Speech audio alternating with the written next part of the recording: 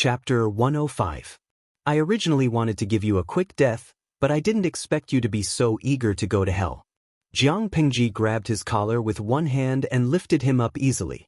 She said coldly, "If that's the case, I'll fulfill your wish." The man's face was already green and red from the pain. He didn't hear what Jiang Pingji said at all. His numb limbs didn't listen to him at all. However, I'm someone who likes to squeeze out every last bit of value from people. Since you're still useful, I'll allow you to live in luxury for a while longer. After she finished speaking, Jiang Pingji's eyes revealed a trace of ruthlessness. She quickly disappeared, as if she had never appeared. Host V. As a responsible host, I think it's not just about broadcasting some boring daily life. I also need to popularize some common sense knowledge to the audience, such as how to make a stubborn duck tell the truth. Young man, have you heard of torture? Jiang Pingji's words piqued the curiosity of some of the more timid viewers.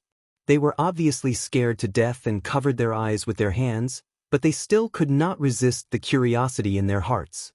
They could not help but secretly open their fingers and peep through the gaps between their fingers to see what would happen next. In the Federation's dictionary, interrogation by torture was different from ordinary interrogation procedures. Those who knew the ropes would most likely shudder at the mention of it.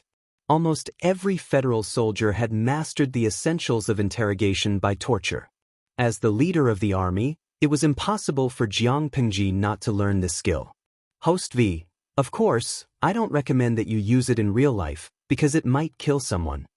Host V. If one day you use this method in practice, please don't blame it on me.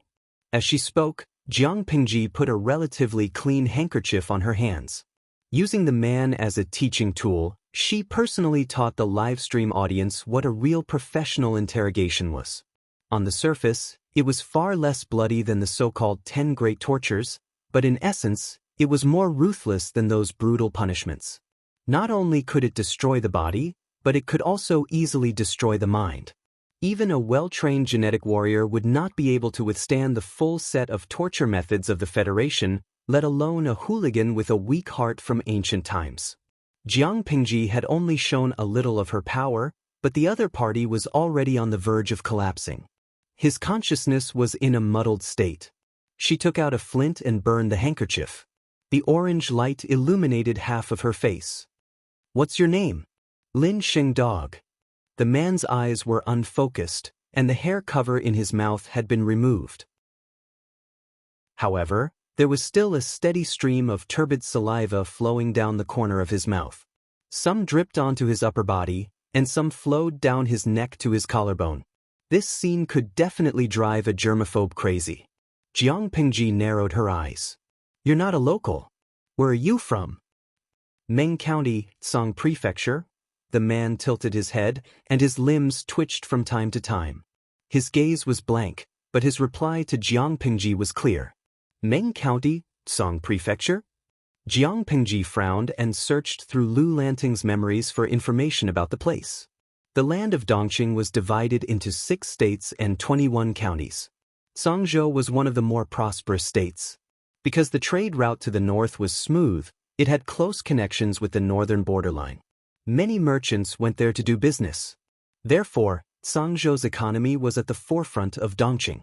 As for Meng County, it was the largest county in Song Prefecture and had the richest economy. Apart from you, there are a few other accomplices. What are their names? What do they look like? Where are they now? Jiang Pingji asked the last question. It meant that the shifty-eyed man had reached the end of his life. The man answered each question one by one. Jiang Pingji's expression turned cold, as if it could freeze a person's heart. "Good answer. I'll give you a quick death this time."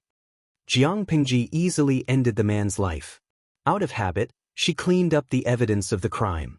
Then, she stood up and left the alley with her usual expression. A figure in green stood at the entrance of the alley. Her clothes fluttered in the night breeze, and the cold moonlight illuminated her figure. Jiang Pingji was not surprised to see Feng Jin. She walked up to him, and before he could say anything, she had already stabbed him. "Don't pretend to be cool when you're thin." Feng Jin was speechless. "Be careful. You'll have a headache the next day. Don't blame it on me." Feng Jin took a deep breath to avoid being angered to death. It was easy to get into trouble in deep alleys, not to mention Langlang Alley. It was estimated that 10 to 20% of the gangsters and wanderers in Hejian County were gathered there. Those people did not consider the consequences. They did things based on their mood. If Jiang Pingji provoked them, they would not be merciful. However, as soon as he thought of Jiang Pingji's strength, his worries changed. It would be fine if she did not take the initiative to cause trouble. Jiang Pingji looked him up and down. Why did you come out? The warm air in the house is much better than the cold wind outside. I wanted to come out for some fresh air, but I didn't expect to meet the two ladies who served you before. I felt something was wrong, so I asked. I didn't expect you to be so daring. How could you run around in such a place? If anything happens to you... Feng Jin paused.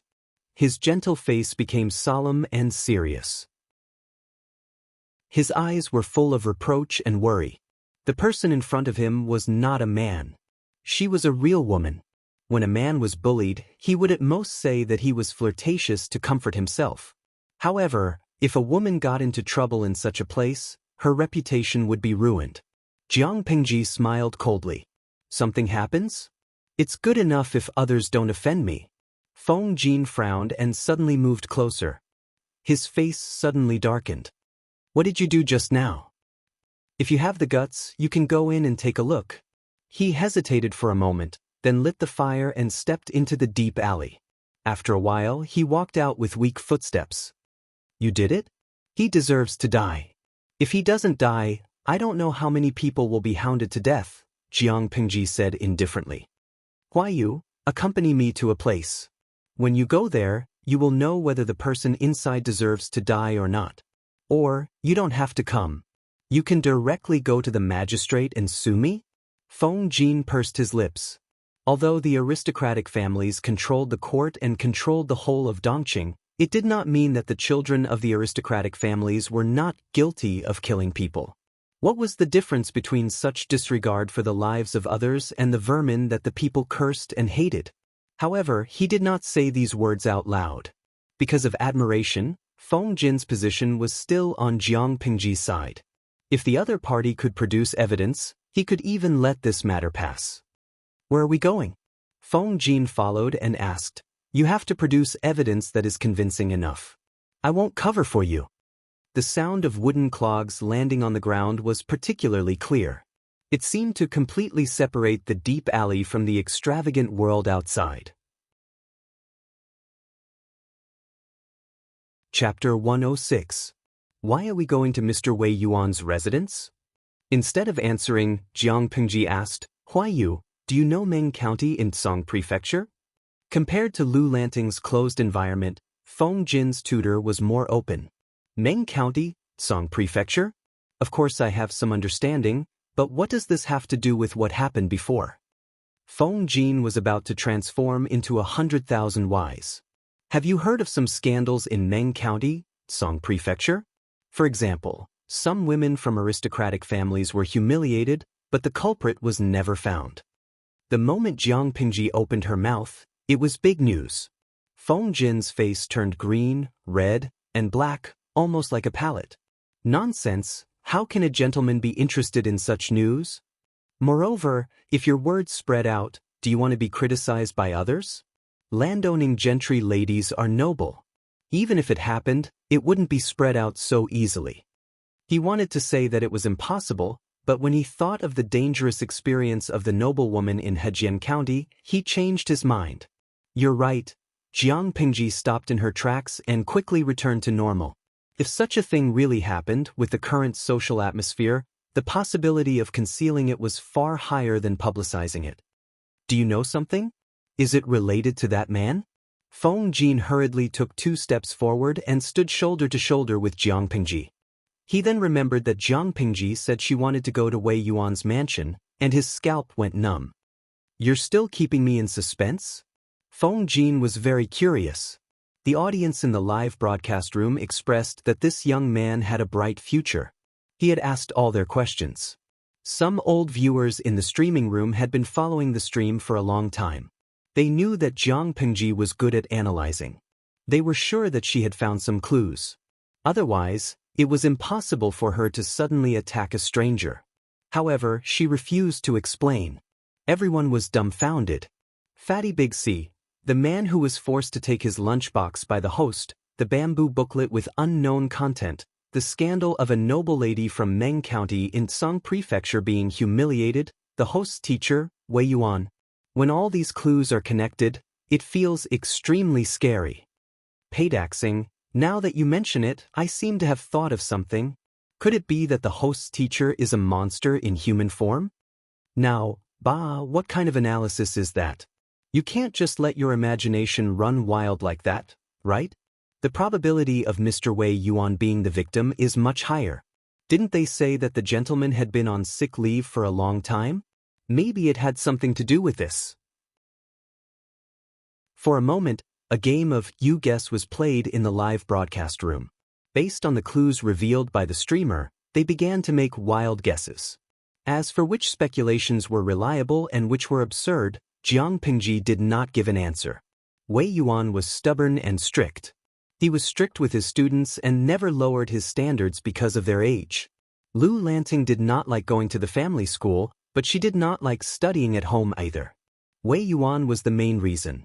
According to Lu Lanting's memories, the little girl respected her teacher very much. However, the teacher was strict and unapproachable. He would often call for a teacher's whip and punish people. This made the sensitive Lu Lanting shy and reserved, and she liked to keep her words to herself. Before Lu Lanting's incident, Wei Yuan had applied for 3 days of leave from the Lu Manor. His illness had worsened and he had to postpone it. Under Taksha's reminder, Jiang Pingji had asked the servants to send gifts to Wei Yuan's manor, but she had never shown up in person. It's rare for me to go to the teacher's manor, but I have to go through the side door? Wei Yuan's manor was a long way from Langlang Alley. It took Jiang Pingji and Feng Jin a long time to reach it. By then it was almost midnight. The sky was dark and the surroundings were silent. Occasionally, they could hear the sound of dogs barking. If you want to visit, you can come during the day. Feng Jin saw that Jiang Pingji was about to roll up her wide sleeves and climb over the wall. His face became distorted, but he did not dare to raise his voice. He could only suppress his voice. If you are caught, Wei Yuan was famous for his strictness. If his student climbed over the wall in the middle of the night, it would be fine if it was in the front yard, but if it was in the backyard, it would be like having mud fall into one's pants. Lu Lanting was not afraid of anything, but he still wanted his reputation. A bad friend could ruin his life. Jiang Pingji stood in the corner for a while and smiled at him. What are you afraid of? Come, I'll be your foothold. You can climb over first. Feng Jin was speechless.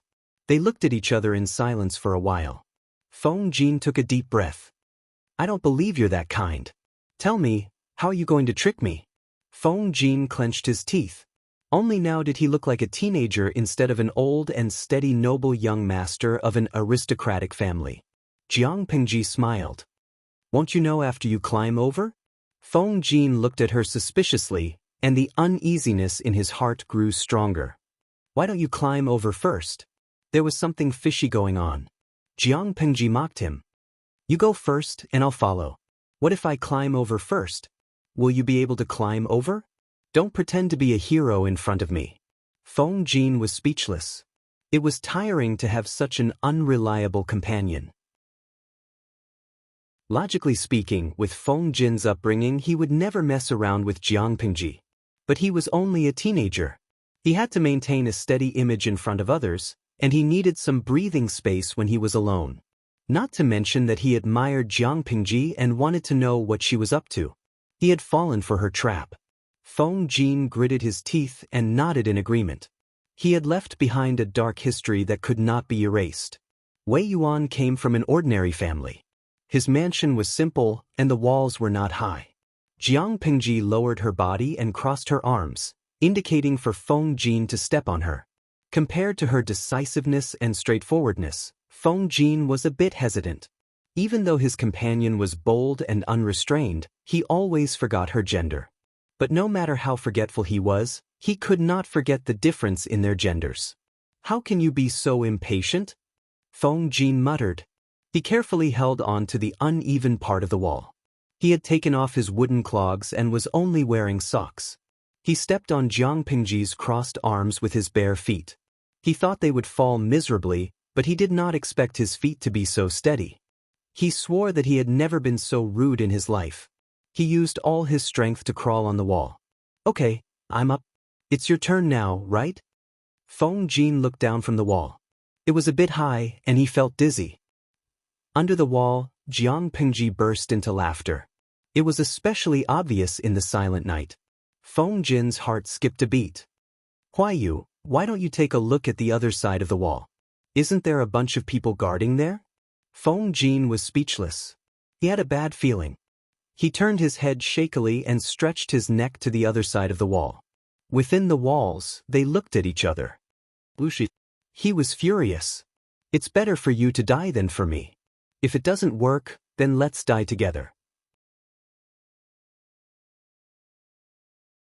Chapter 107. I heard you calling me. You don't have to be so loud. Everyone in the neighborhood knows. Without waiting for Feng Jin to really get angry, Jiang Pingji leaped up and stepped on the wall. Using the momentum, she climbed steadily to the top of the wall. Feng Jin hugged the wall with both of his hands, looking extremely flustered. He looked up at Jiang Pingji with trembling eyes, as if he was looking at his enemy. If he had known that Jiang Pingji was very naive, unreliable, he would have foolishly jumped into her trap. It was a great humiliation. Feng Jin was in a dilemma. He wished he could strangle his previous self to death. "Sir, please don't blame me. Huaiyu and I came here today for a reason. We had no choice but to climb over the wall," Jiang Pingji said with a smile. When she jumped into the wall, she conveniently brought Feng Jin, who was clinging to the wall, down.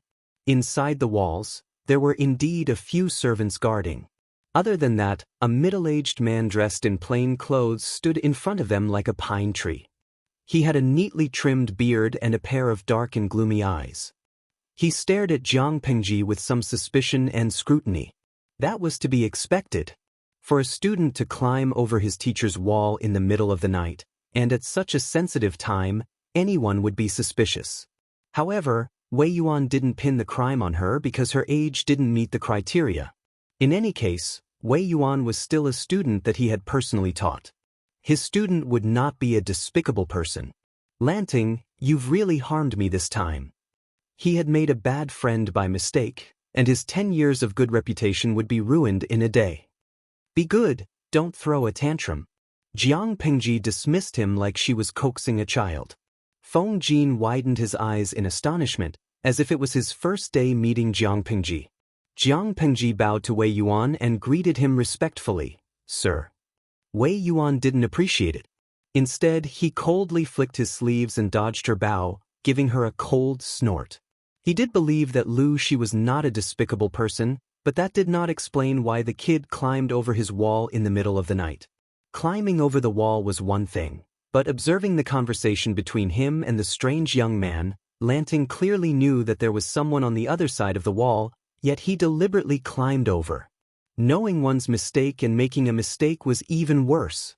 Feng Jin straightened his wide sleeves and did not bother to tidy up his slightly disheveled appearance. He bowed deeply to Wei Yuan. "Feng Jin greets Mr. Wei. There is a reason for what happened today. Mr. Wei, please calm down and wait for Lanting's explanation." Although Feng Jin could not wait to have a showdown with Jiang Pingji, the two of them were on the same boat. Before Wei Yuan's anger was extinguished, they had to work together and not drag each other down. "Feng Jin? Your surname is Feng? But the Feng family of Xiangyang? What does Minister Feng Xinda have to do with you?" Feng was a rare surname. In Dongqing, when the Feng family was mentioned, most people would subconsciously think of the Feng family in Xiangyang. Wei Yuan looked at Feng Jin's clothes and accessories. They were all expensive and hard to find treasures. It was obvious that his family was not poor. Feng Jin blushed and felt extremely embarrassed. He couldn't answer, but he also couldn't not answer. In the end, he blushed and said in a voice as soft as a mosquito, "I am from the Feng family of Xiangyang. The minister is my father." Wei Yuan was speechless. Faced with Wei Yuan's almost indifferent expression, Some of the quick-witted spectators quickly moved their fingers, drowning his face in the barrage of insults. Now, oh my God, the son of the minister came to my house. Fatty Big C, blue skinny, Xianggu, this guy's background is too big. How should we deal with him? Urgent, waiting online. Hongjun Laozu's Juhua, don't be fooled by my nonchalance. I'm actually burning with anxiety. How can I maintain my cold and aloof image? This guy in front of me doesn't play by the rules. I can't beat his father. Urgent, waiting online. Of course, there were also some insults in a more bizarre style. Sorcerer's girl offing. That guy is the son of the minister of Shang'an. Despicable, truly despicable. Jiang Pingji thought that Wei Yuan's expression and the barrage of comments made it even more delicious. She was secretly delighted, but her expression did not change. Instead, a chuckle beside her attracted everyone's attention. At that moment, she noticed that there was not only a fully armed servant beside Wei Yuan, but also a young man in his 20s. The man's eyebrows were slightly sharp, and his eyes were dark and lifeless. Being stared at by him made one feel an inexplicable chill in one's heart. His complexion and skin were a bit rough and dark yellow, but his appearance was extremely heroic. Even the gloomy coldness in his eyes couldn't make people ignore the advantage of his facial features. His face was deep, and his lips were slightly dry, with some white skin curling up. It was like a cracked riverbed that had been dry for a long time. The material of his clothes was not very good, and it was a little old. Not only did it not fit him well, but it had also been washed to the point of discoloration. His collar and cuffs were badly worn, but his hair was combed neatly, and he stood tall and straight, so one could not tell that he was in dire straits. He was in his 20s, and his wife and widower had died. He had come from the north, and it seemed that he was from a border city near the 3 tribes of the northern borderline.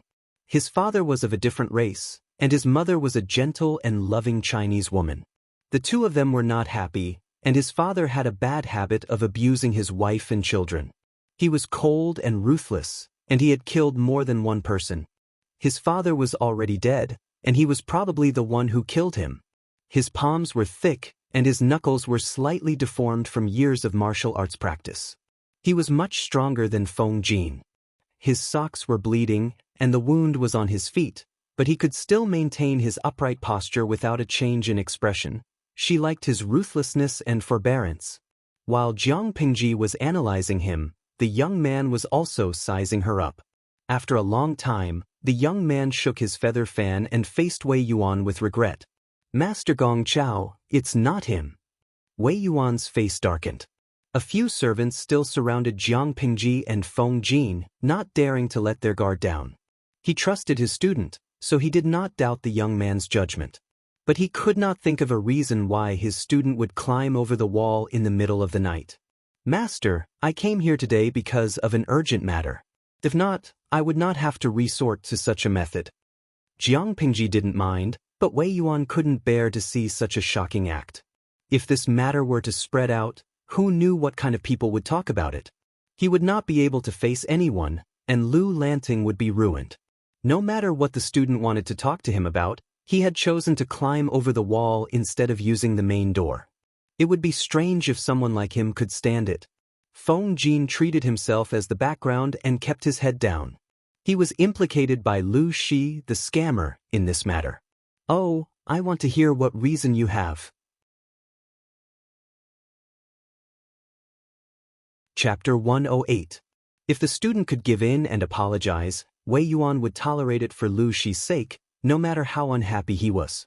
But now, he was so angry that he laughed. He had to hear what the stubborn student had to say. What was so important that she had to climb over the wall in the middle of the night? Jiang Pingji was not afraid at all. Instead, she looked confident. The young man with the feather fan raised his hand. His eyes flashed with interest as he said to Wei Yuan, Master Gong Chao, why don't you go to the main hall and listen to what this young man has to say?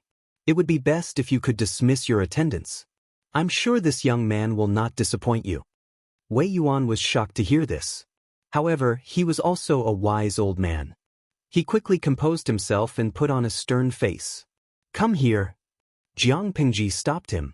There's no need to rush. Before I explain, I have a presumptuous request. I hope you will agree to it. Speak.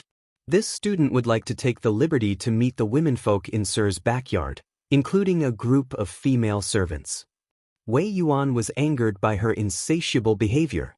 If it were not for the young man's words, he would have started scolding her. A 12-year-old was considered half an adult in this era. Many of them had their own families. Naturally, Wei Yuan did not see Jiang Pengji as a child. He saw her as an adult man. An adult male had climbed over his wall in the middle of the night and even said that he wanted to see the women in his house.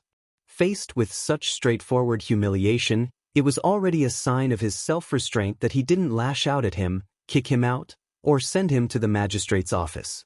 Love go, little shu net. Chu. The young man narrowed his eyes and looked at Jiang Pengji. He had an intuition. Master Gong Chao, you'd better agree. This young man did not come with evil intentions. I'm afraid it is for your own good. Wei Yuan, who had been furious, calmed down by the young man's words. This change made Jiang Pengji and Feng Jin look at him carefully. Jiang Pengji had exposed the young man's past. The young man felt a chill in his heart, but he could not tell why. Wei Yuan's face darkened. He gritted his teeth and agreed. Just listen to Wenjing once. Jiang Pengji laughed to herself. It seemed that the teacher's sick leave was fake, and the haunting in the backyard was real.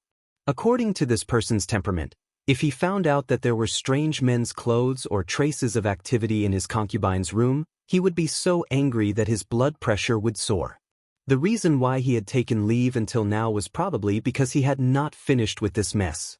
He wanted to catch the adulterer, but he ran into her? Wei Yuan walked in front with big strides. Jiang Pengji followed behind him at a steady pace.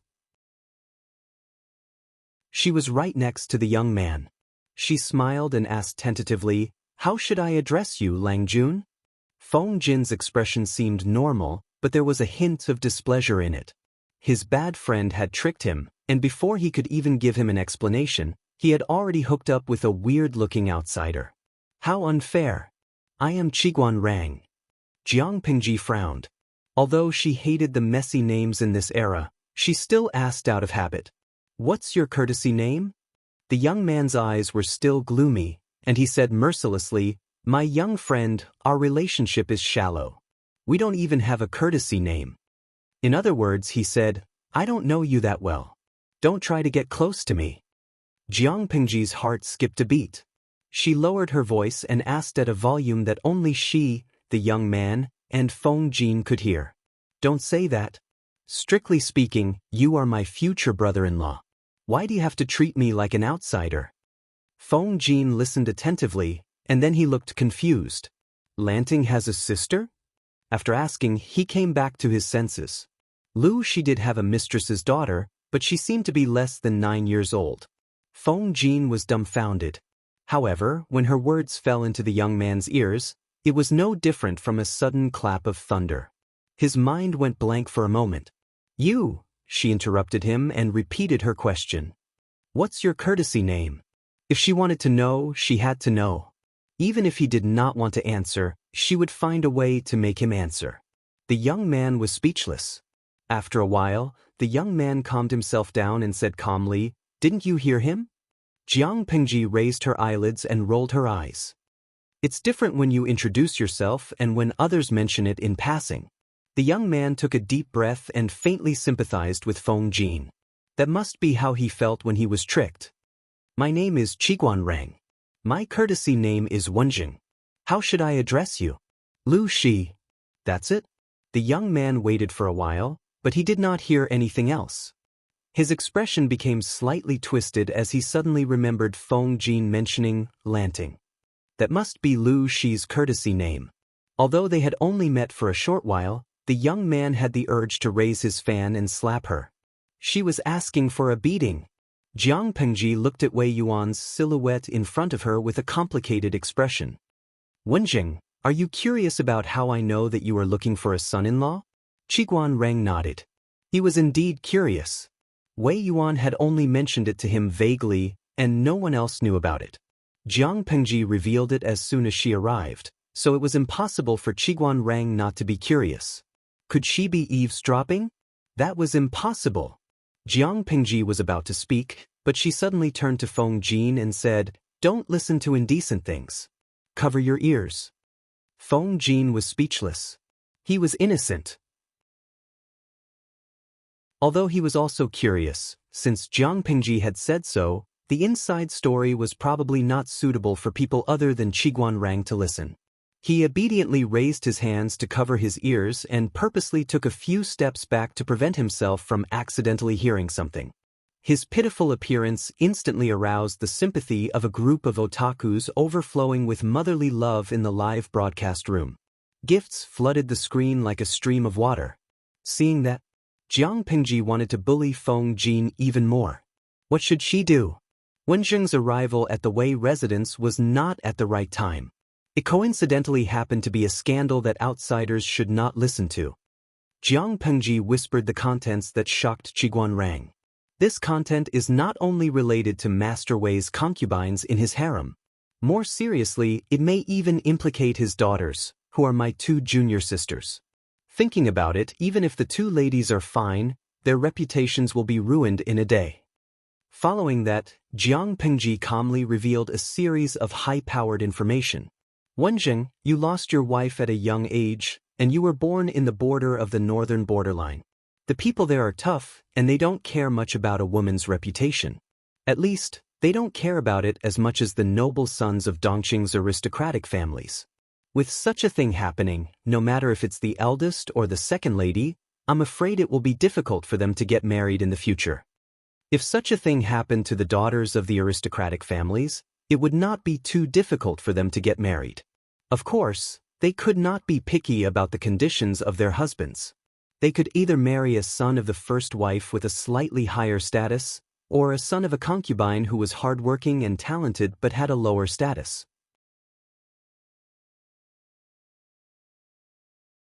Chapter 109. Mr. Wei understands this. He doesn't want to ruin the rest of his daughter's life, but he also doesn't want them to live the rest of their lives in solitary confinement, so he has to find another way out. He thinks highly of your talent and admires you. He might even want to betroth his daughter to you. Now that this has happened, there's no way he'll let you go. I said you're his future brother-in-law. What's wrong with that? Qiguan Rang was silent for a while. Or rather, he was speechless. The young man named Lu Shi's analysis was correct, but he still had a few doubts. Jiang Pengji moved closer and said mysteriously, "It's the first lady, right?" Qiguan Rang glanced at her. He had one more doubt. He walked away quickly, not wanting to see the gossipy expression on Jiang Pingji's face. He wanted some peace and quiet. Lovelorn front Lianmeng. Why does he feel sorry for Qiguan Rang? The streamer exposed his secrets the moment they met. I guess he's feeling a little uneasy. I don't care if Dali doesn't stop or if he's glad. I'm glad I don't live in an environment where there's no streamer. Even though it was fun to watch the live stream and they could even complain about it on the bullet screen, watching the streamer bully others or tear apart her own viewers, it was all from the perspective of a bystander. It was just a show to kill time. If there was such a person in real life, it would be horrifying to see through one's secrets the moment they met. A secret is a secret because only a few people know about it. However, Jiang Pingji's actions broke this rule. Naturally, it would cause others to be afraid and ostracize her. She doesn't play by the rules. Secrets have nowhere to hide from her. She's a monster.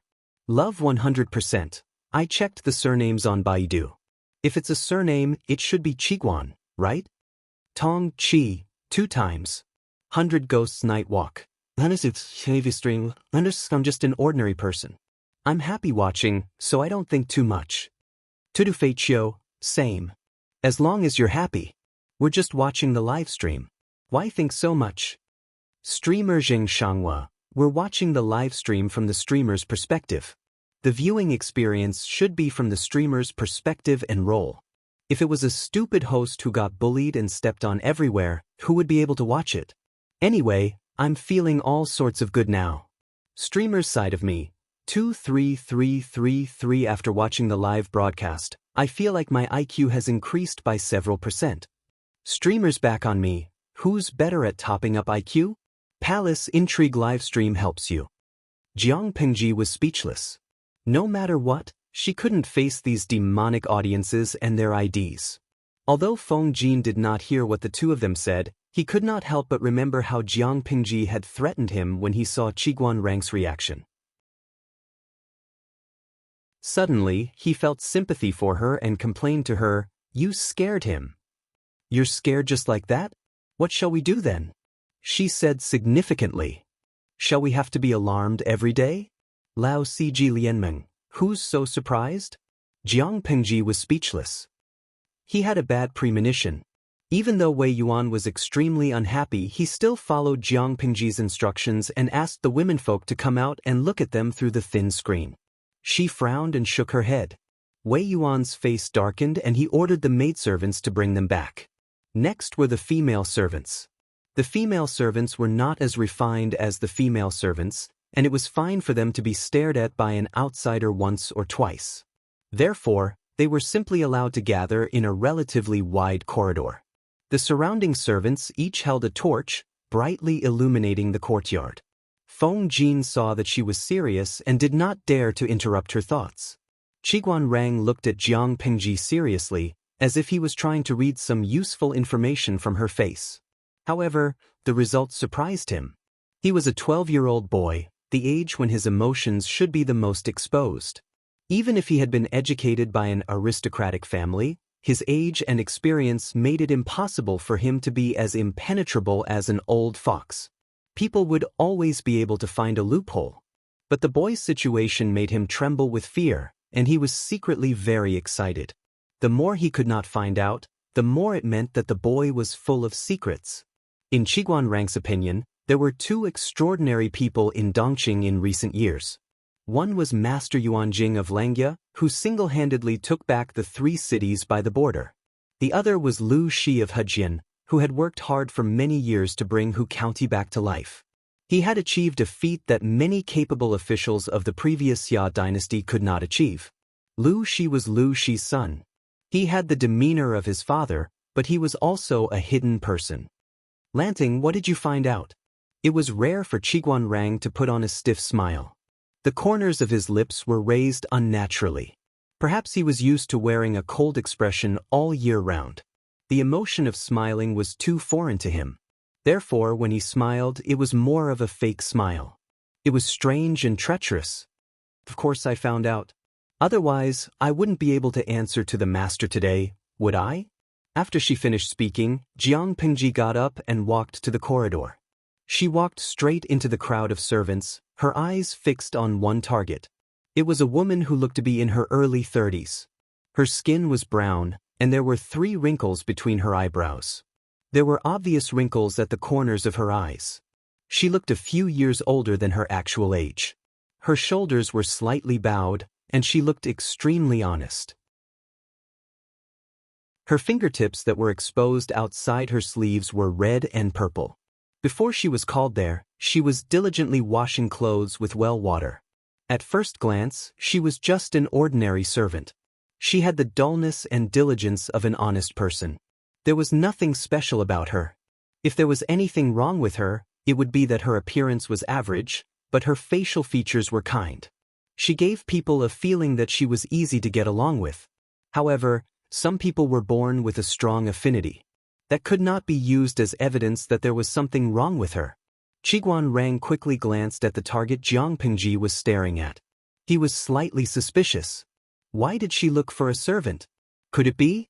Qiguan Rang's eyes turned quickly. His eyes were wide open because of the answer that flashed in his mind. So that was the truth. Qiguan Rang's eyes flashed. He opened his mouth and said, "Catch that woman."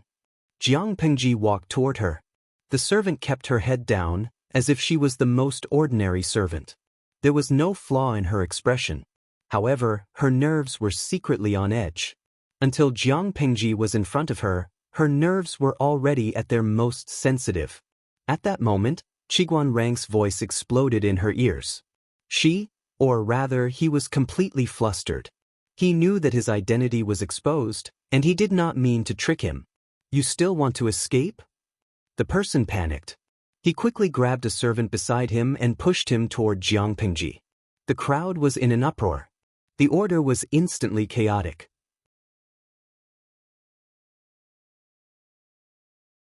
Chapter 110. Everything happened in the blink of an eye. Before the crowd could recover from the shock, they were plunged into another wave of fear. Someone's dead. No one knew who shouted, but the crowd was as quiet as chickens. They silently retreated, forming a large circle. What are you shouting for? She's not dead yet? Jiang Pingji scolded. The crowd could not help but move to the sides to make a path for her. The maid who was pushed had just woken up from the scare. She was distracted just now and suddenly felt a huge force pushing her in another direction. For a moment, she was so scared that her heart almost jumped out of her throat. Then, she fell steadily into a thin but strong embrace. She raised her head shyly and stole a glance at Jiang Pingji's appearance. From this angle, she looked as delicate and pretty as a lady. She thought blankly. Then, as if she had touched a fire, she quickly left Jiang Pingji. Thank you for saving me, Lang Jun. Her voice was as soft as a mosquito's. She did not dare to raise her voice. It's good that you're fine. You and the rest of the servants should go and rest. It's best if you forget what happened tonight. Jiang Pingji stared coldly at the servant, who was lying on the ground, her hands covering her bleeding neck. Her voice was cold as ice. The maid did not care. She timidly glanced at Mr. Wei Yuan. After getting his approval, she followed Jiang Pingji's orders. After all, they were not servants of the Lus. If they listened to Jiang Pingji's orders without hesitation, Wei Yuan would probably feel uncomfortable. This is clearly a woman. Wei Yuan only left his trusted butler behind. The rest of the servants and servants were dismissed. Jiang Pingji saw the sandalwood fan that she had thrown and cut the servant's neck. She bent down to pick it up and wiped the blood off with a handkerchief. How could it be a woman? If you don't believe me, why don't you take off all your clothes and check? Wei Yuan nodded and signaled for the butler to help. Jiang Pingji looked down and stood aside. She was like a spectator in the livestream room. However, the viewers in the livestream room were not calm. They saw the butler roll up his sleeves and touch the servant's crotch. He seemed to pinch it. His face scrunched up like a chrysanthemum flower, and then a look of horror appeared on his face. The scene was too intense. Everything happened too suddenly. They were so shocked that they forgot to comment. Hongjun Laozu's chrysanthemum. */w***. Oh, my eyes are going blind. First, the host had stepped on the other party's balls and **ck. Then, an elderly man had touched a woman, who looked like a middle-aged woman. Today's live broadcast was too dirty. Streamer Zheng Chaoshangguo, I don't care about anything else. I just want to know how it feels. Although the live stream was very dirty, the old driver in the live stream room seemed to be even dirtier. Things like moral integrity were lost after a while. The system, which had not said anything for a while, was bad. The system translator, Lu editor, ***, the viewers in the livestream room are so dirty. Can I control their mouths and their hands? As a system, it's your dereliction of duty if you don't censor or censor certain words. What does that have to do with me? Jiang Pingji pushed the blame away. The system, she sounded reasonable. It could not think of a reason to refute her. While they were bickering, the old butler stood up and walked to Wei Yuan's side. He nodded solemnly. It's really a man. Wei Yuan almost fainted from anger when he heard the answer. He did not have any impression of the servants in the backyard, but he knew that those who did laundry had the right to enter the inner and outer courtyards. In other words, the culprit who bullied his concubine, made him a cuckold, and ruined his daughter's reputation was the wailing bastard in front of him. He was still angry when he remembered that he had accidentally found a male object when he was resting in his concubine's room. What made him feel even more humiliated was that the scandal had already reached the ears of someone who should not have known. Qiguan Rang was the son-in-law that he had his eyes on. He came from a poor family and had a rough life. He was also a widower who had lost his wife. Although his eldest daughter was a bit of a loss, it was not shameful for her to be with him. He had observed Qiguan Rang for a long time and felt that he could be trusted. Since Qiguan Rang was his future son-in-law, even if it was shameful, It was still his family. For the sake of his poor daughter, he was willing to let go of his pride. What harm was there in enduring it? His student, Lu Shi, was also involved. He seemed to be in the know. Otherwise, how could he explain the kid's actions that night? Was he going to make Lu Shi his son-in-law as well? What was more depressing was that if the kid had not climbed over the wall in the middle of the night, the fake woman in front of them would have escaped and they would not have been able to find the culprit. Therefore, he couldn't blame himself, but if he didn't blame himself, he would be holding back his anger, and he would always feel embarrassed. His illustrious reputation had been completely thrown away tonight. As he thought about it, Wei Yuan's usually straight back could not help but slump a little. It was as if he was in his twilight years. Even though Feng Jin did not know what had happened, based on the information that Jiang Pingji had revealed and her reaction, he could roughly guess the truth. When the housekeeper confirmed that the servant was a man, he wished he had been blind. Lu Shi, this naive and sweet, unreliable friend of his, had actually dragged him into this kind of scandal. Even though he was able to keep his mouth shut, Wei Yuan was probably already holding a grudge against him. It would have been fine if Feng Jin didn't move, but once he did, Wei Yuan noticed him. Wei Yuan was speechless. "Oh, I forgot there's another one." Streamers sighed Xianxia. "Even though I know I shouldn't laugh at a time like this, I can't help but want to laugh. This Master Wei Yuan is so unlucky. His wives and concubines are being bullied and he's being cuckolded." Streamers back Xianxia. "Even though I want to laugh too, I'm more concerned about my wives and concubines." Yes, they were watching the live stream for fun. To put it simply, they were watching the gossip of others for entertainment. But the person at the center of the incident might not be so happy. Needless to say, Wei Yuan seemed to be an old-fashioned ancient Confucian. His wives and concubines were touched by a man outside. Even if he was still innocent as an ancient man, he would definitely have a knot in his heart. So, what about the unlucky women in the backyard? Based on the streamer's conversation with Qiguan Rang, Wei Yuan treated his daughters well. He was willing to plan for the rest of their lives for them. But wives and concubines were not daughters. It was a matter of a man's dignity and the color of his hat. How could he be so kind? It was one thing to watch the spectacle, but it was another thing to feel sympathy or not.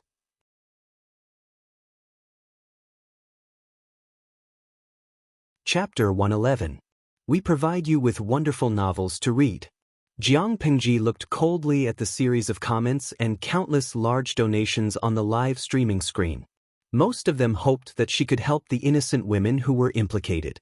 She laughed in her heart, but at the same time, she was somewhat silent.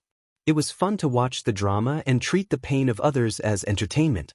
But the sympathy and actions they showed after the incident were not completely fake. More than half of them were sincere.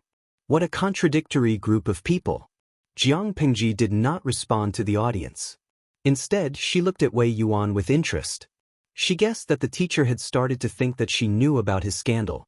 Even though she did know about it, according to her previous actions, the situation could still be turned around. She took a step forward and kicked the artificial dumpling away with her wooden clogs, forcing it to turn over. She asked softly, "How do you plan to deal with this criminal?" Wei Yuan's face had turned black. It was as if he was on the verge of exploding. "Kill him and feed him to the dogs. Do you want to keep him alive to harm others?" Wei Yuan answered subconsciously. When he regained his composure, he realized that his tone was filled with violence. It was a far cry from his usual demeanor. As for reporting it to the authorities? If he reported it to the authorities, it would be the same as announcing his family's scandal to the world. He would be too ashamed to live. The servant, who was tied up like a dumpling and gagged, curled up on the ground and whimpered as if she was begging for mercy. "Kill him and feed him to the dogs. That's a good idea." Jiang Pingji smiled faintly. Feng Jin and Qiguan Rang, who were beside her, gave her a scrutinizing look. Feng Jin reacted quickly. After witnessing Jiang Pingji's ruthless methods, he did not expect her to be kind. Qiguan Rang, on the other hand, was shocked and curious.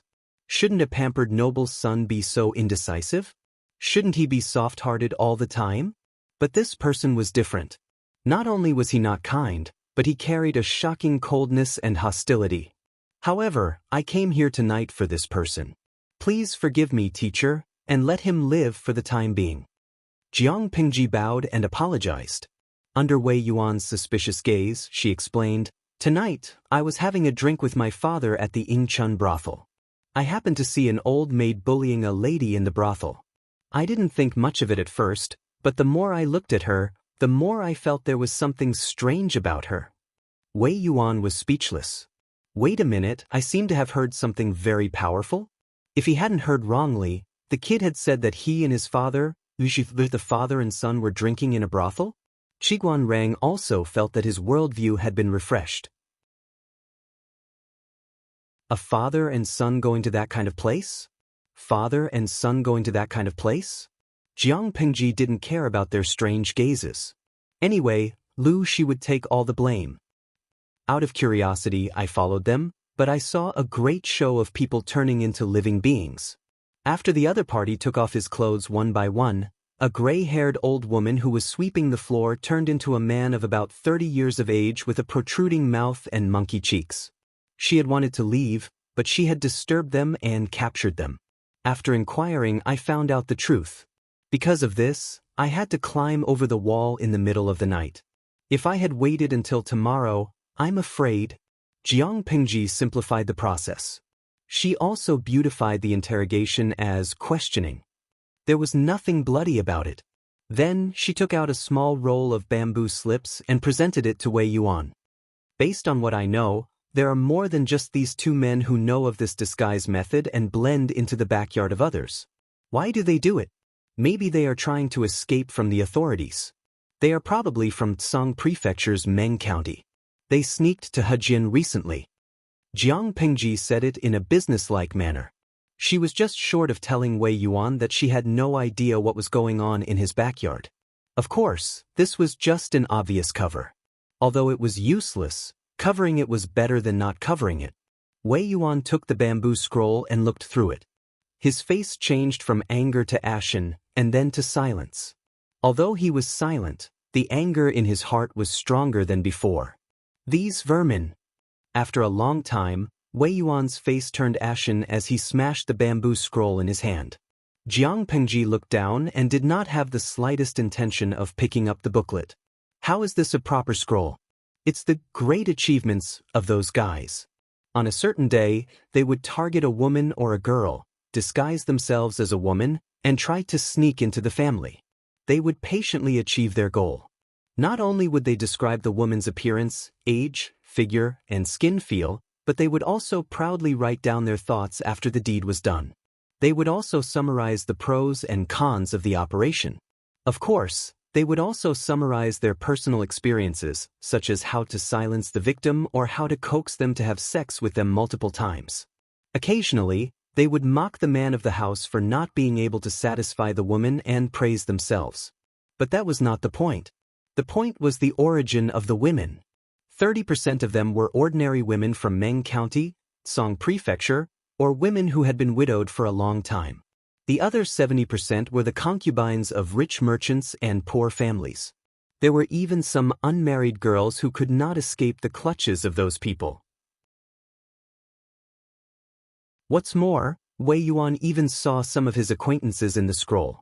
When he thought of his acquaintances in Meng County, Tsang Prefecture, doing the same thing, he felt anger and sympathy. Fortunately, he did not see the contents of his own backyard. Otherwise, he would not be able to face his students. These people were originally from Meng County, Tsang Prefecture. They are arrogant and familiar with their methods. It's not the first time they've done this. What a joke! If they were not familiar with it, they would not have been able to write such a concise and comprehensive afterthought. In the other room, Qiguan Rang had already picked up the scroll and skimmed through it. After Wei Yuan calmed down, he frowned. If the contents are true, then the truth must be shocking. Jiang Pingji snorted. It's not just shocking. Look at this scroll. What did you discover about the materials used to make the bamboo slips? Look at the handwriting. Although it is not the work of a master, you can see that it is a solid foundation. If it was not for hard work, how could one have such skills? Besides, These families are all famous people in Meng County, Song Prefecture.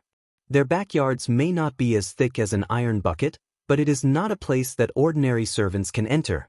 How can a lowly servant easily come into contact with an unmarried wife or a married woman? Wei Yuan did not say anything. Qiguan Rang sat up straight and waved the feather fan in his hand. His cold eyes shone brightly. Everyone knew that these vermin who had been harassing women in other people's backyards for fun had a powerful background.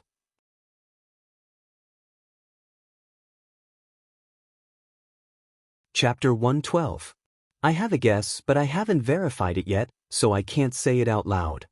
Qiguan Rang looked down and turned to Jiang Pingji. Lanting came to visit late at night because she got the information from that person. If that's the case, do you have any clues about the others? Jiang Pingji shook her head.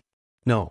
If she didn't know the exact number of people, she wouldn't have needed to go to Wei Yuan's place to catch the person. Those people were very cautious and had almost no contact with each other. If you trust me, you can hand the person over to me. I guarantee that he will tell you everything about his ancestors. As Jiang Pingji spoke, a faint smile hung on the corner of her lips. It made one shudder with fear, and Qiguan Rang secretly glanced at her. No matter how angry Wei Yuan was, the matter had already been settled, and it seemed that there were some unspeakable scandals involved. Wei Yuan's surname was Wei and he was related to Wei Jingxian's family, but he wasn't as prominent as Wei Jingxian. If it was just a normal rapist, he could just kill him in secret. But if it was serious, he couldn't do anything about it. Up to you. She was very familiar with interrogations, but other than the viewers in the streaming room who were lucky enough to witness it once, no one else had seen it. Jiang Pingji didn't plan to let others see it to avoid ruining Lu Shi's reputation. Then I'll leave first. I'll come back to you after I get some information. Then she led the others away. Feng Jin stayed with Wei Yuan and Jiang Pingji. Qiguan Rang watched her leave.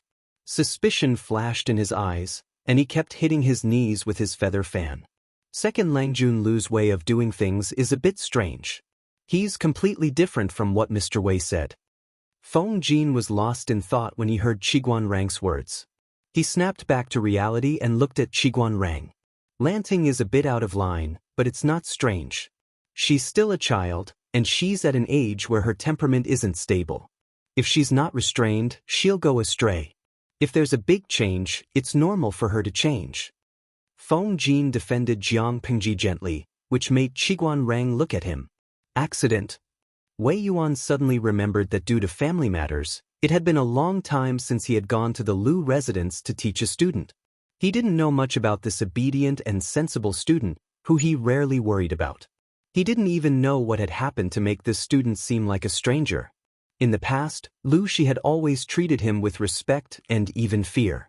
Now, he was still respectful, but it was more on the surface. Mister, you don't know? A few days ago, the bandits in the mountains ran into Lanting and a group of noble ladies in Hejin County and took them away. If not for Lanting's quick wit, they might not have been able to escape unscathed. It must have been that incident that caused Lanting's temperament to change. Feng Jin didn't know what kind of person Lu Shi was in the past, and he didn't deliberately dig into it. What he saw was the willful and cunning Jiang Pingji. I've never heard of such a thing. Wei Yuan's expression softened, and there was even a hint of guilt on his face. A teacher for a day, a father for life. This saying was not only useful for students, it was also useful for teachers. Even though he always felt that his students' comprehension was too low, his reaction was too slow, and his spirituality was insufficient, he was still a student that he had taught for many years. He had feelings for his student. Something so big had happened to him, but as a teacher, he had neglected it. On the other side, Jiang Pingji had neatly forced the man into a state of confusion. This time, the audience in the streaming room was much calmer than the previous time. Or perhaps they were mentally prepared. Another important reason was that Jiang Pingji's behavior was in line with their subconscious idea of using violence to curb violence. If they sympathized with the beast that had harmed so many innocent women, who would sympathize with the poor women that had been abused? The ancient times were not their era. If a woman were to experience such a thing, it would be equivalent to ruining the rest of her peaceful life. Therefore, there was no need to sympathize with the beast. However, even though they didn't want to punish Jiang Pingji, they couldn't stand the way she did things while commenting on the bullet screen. It was as scary as the ring of death. They were scared, but they couldn't bear to leave the streaming room. They could only use the bullet screen to protect themselves from the horrible images. Wuyang Tianzuan, high energy ahead, bullet screen protection. All the mighty ones will defend with me. Now, prosperity, democracy, civility, harmony, freedom, equality, justice, rule of law, patriotism, professionalism, integrity, friendliness.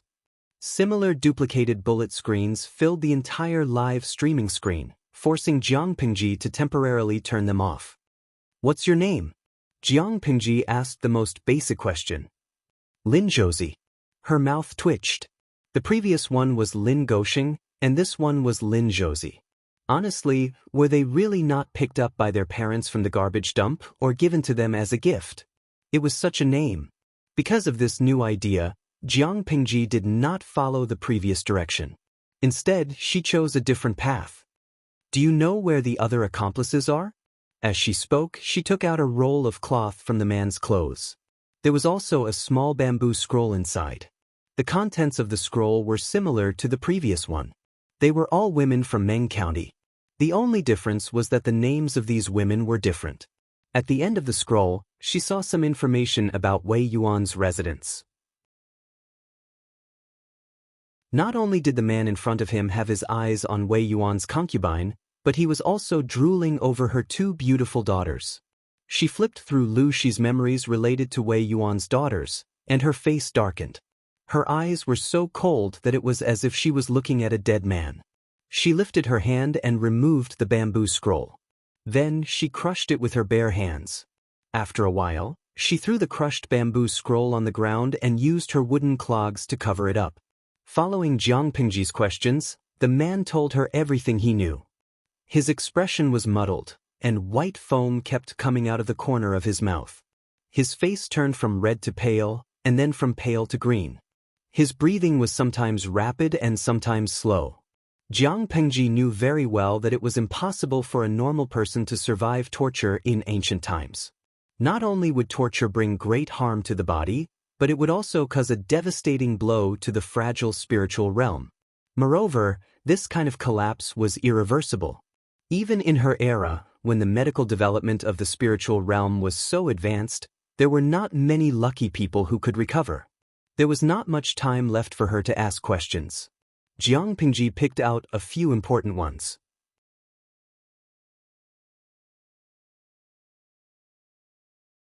Chapter 113. Qiguan Rang was born poor, but he had a lot of experience in the borderlands. At a young age, he already knew how to protect himself. He wandered between the various forces in the borderlands with ease. His knowledge and experience were abnormally rich. It was not something that a young man like Feng Jin, who only had theories, could compare to. At first, Feng Jin felt that this person was difficult to get along with. However, after exchanging a few words, he suddenly became interested. After a few rounds of probing, Zhang Xian felt as if he had met his match. During the conversation, the way he addressed him also changed from the distant Langjun to Wenjing. In ancient times, the friendship between men, especially scholars, often developed from that instant of palpitation.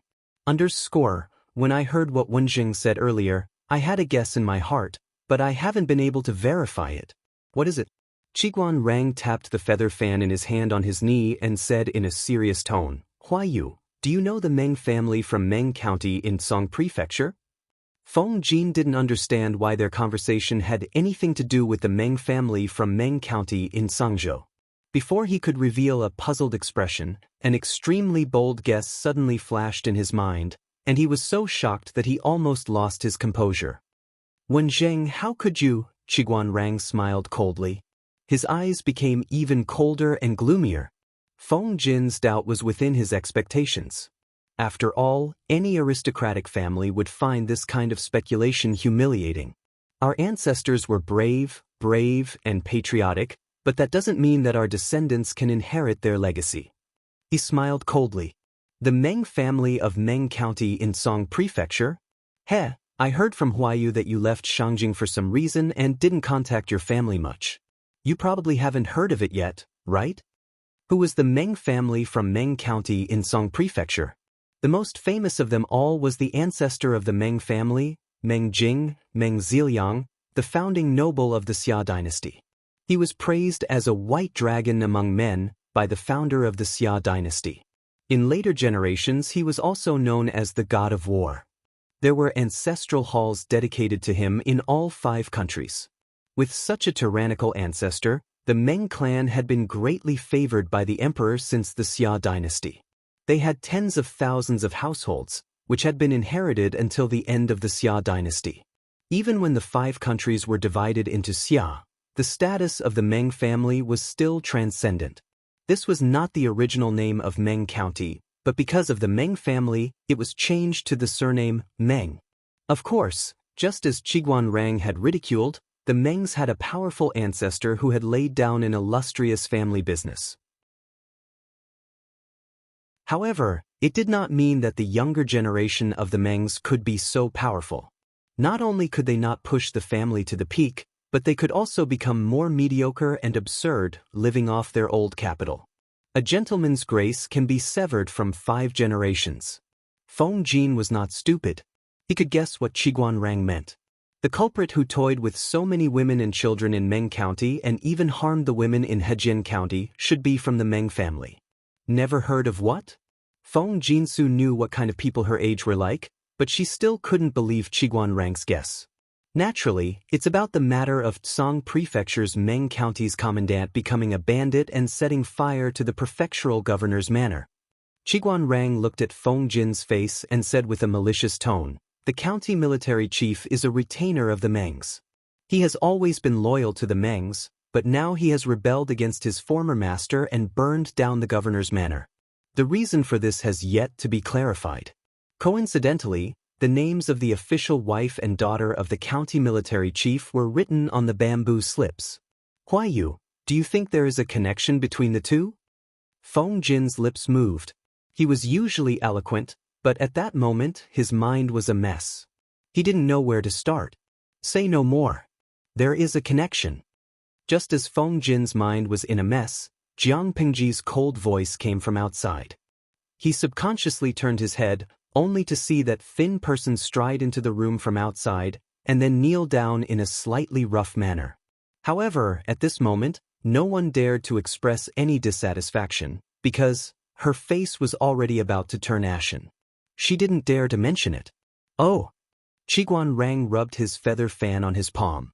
What did Lanting find out? Wei Yuan, who was at the side, became the background. Or rather, he was dumbfounded by the bombs that Qiguan Rang and Jiang Pingji threw at him. There were 4 noble families in Dongqing: the Feng family of Shangyang, the Wang family of Langjia, the Xie family of Longning, and the Meng family of Zhangzhou. In the hearts of the people of Dongqing, although the first 3 families had a long history, their reputation was far from the Mengs, which had the ancestor of the god of war. Now, the 2 people in front of him were telling him that the bastard who made him a cuckold was most likely related to the Mengs? There was too much information. His brain was overloaded, and he couldn't wrap his head around it. According to the confession, the one who led them was a little bastard named Meng Liang. Huayu, do you have any impression of him? Feng Jin said, I do. I have a good friend named Meng Heng. He is the eldest son of the Mengs, and his second brother is Meng Liang. However, Meng Heng is polite and knows when to advance or retreat. He is a rare gentleman, which shows how his family is. How can he have such a good brother? Someone who can be friends with a rich man is naturally a rich man. Similarly, someone who can be friends with a noble family must be from a similar background. Jiang Pingji snorted. Huayu, I don't like your argument. The 9 sons of a dragon are all different. Your friend is a good one, but who can guarantee that his brother is the same? Even if they were raised together, there will be differences. Feng Jin was speechless. According to the confession, Meng Liang has been a prostitute since he was young. His mother indulged him, and his father spoiled him. When he was 11 years old, all the maids and servants in the house were touched. None of them escaped.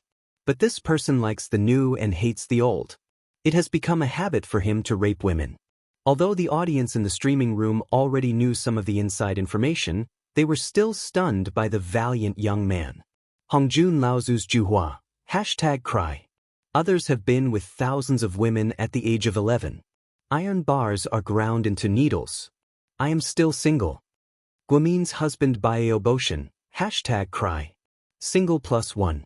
Are there any sisters who pity me? Zaixia Yiliankin. I Yiliankin am convinced. Zaixia Zhao Ritian. I, Zhao Ritian, am convinced too. Zaixia Long Outyan. I, Long Outyan, am convinced too. Jiang Pengji. Could the style of the streaming room be unified? At least not at such a serious moment. It almost made her laugh. Jiang Pengji coughed and calmed herself down.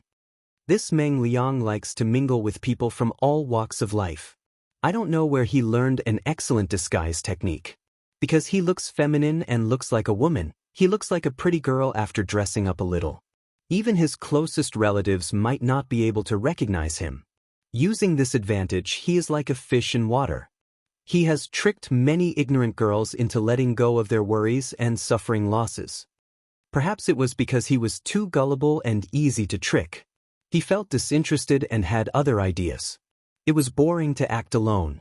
No matter how great one's achievements were, it would become a one-man show without an audience.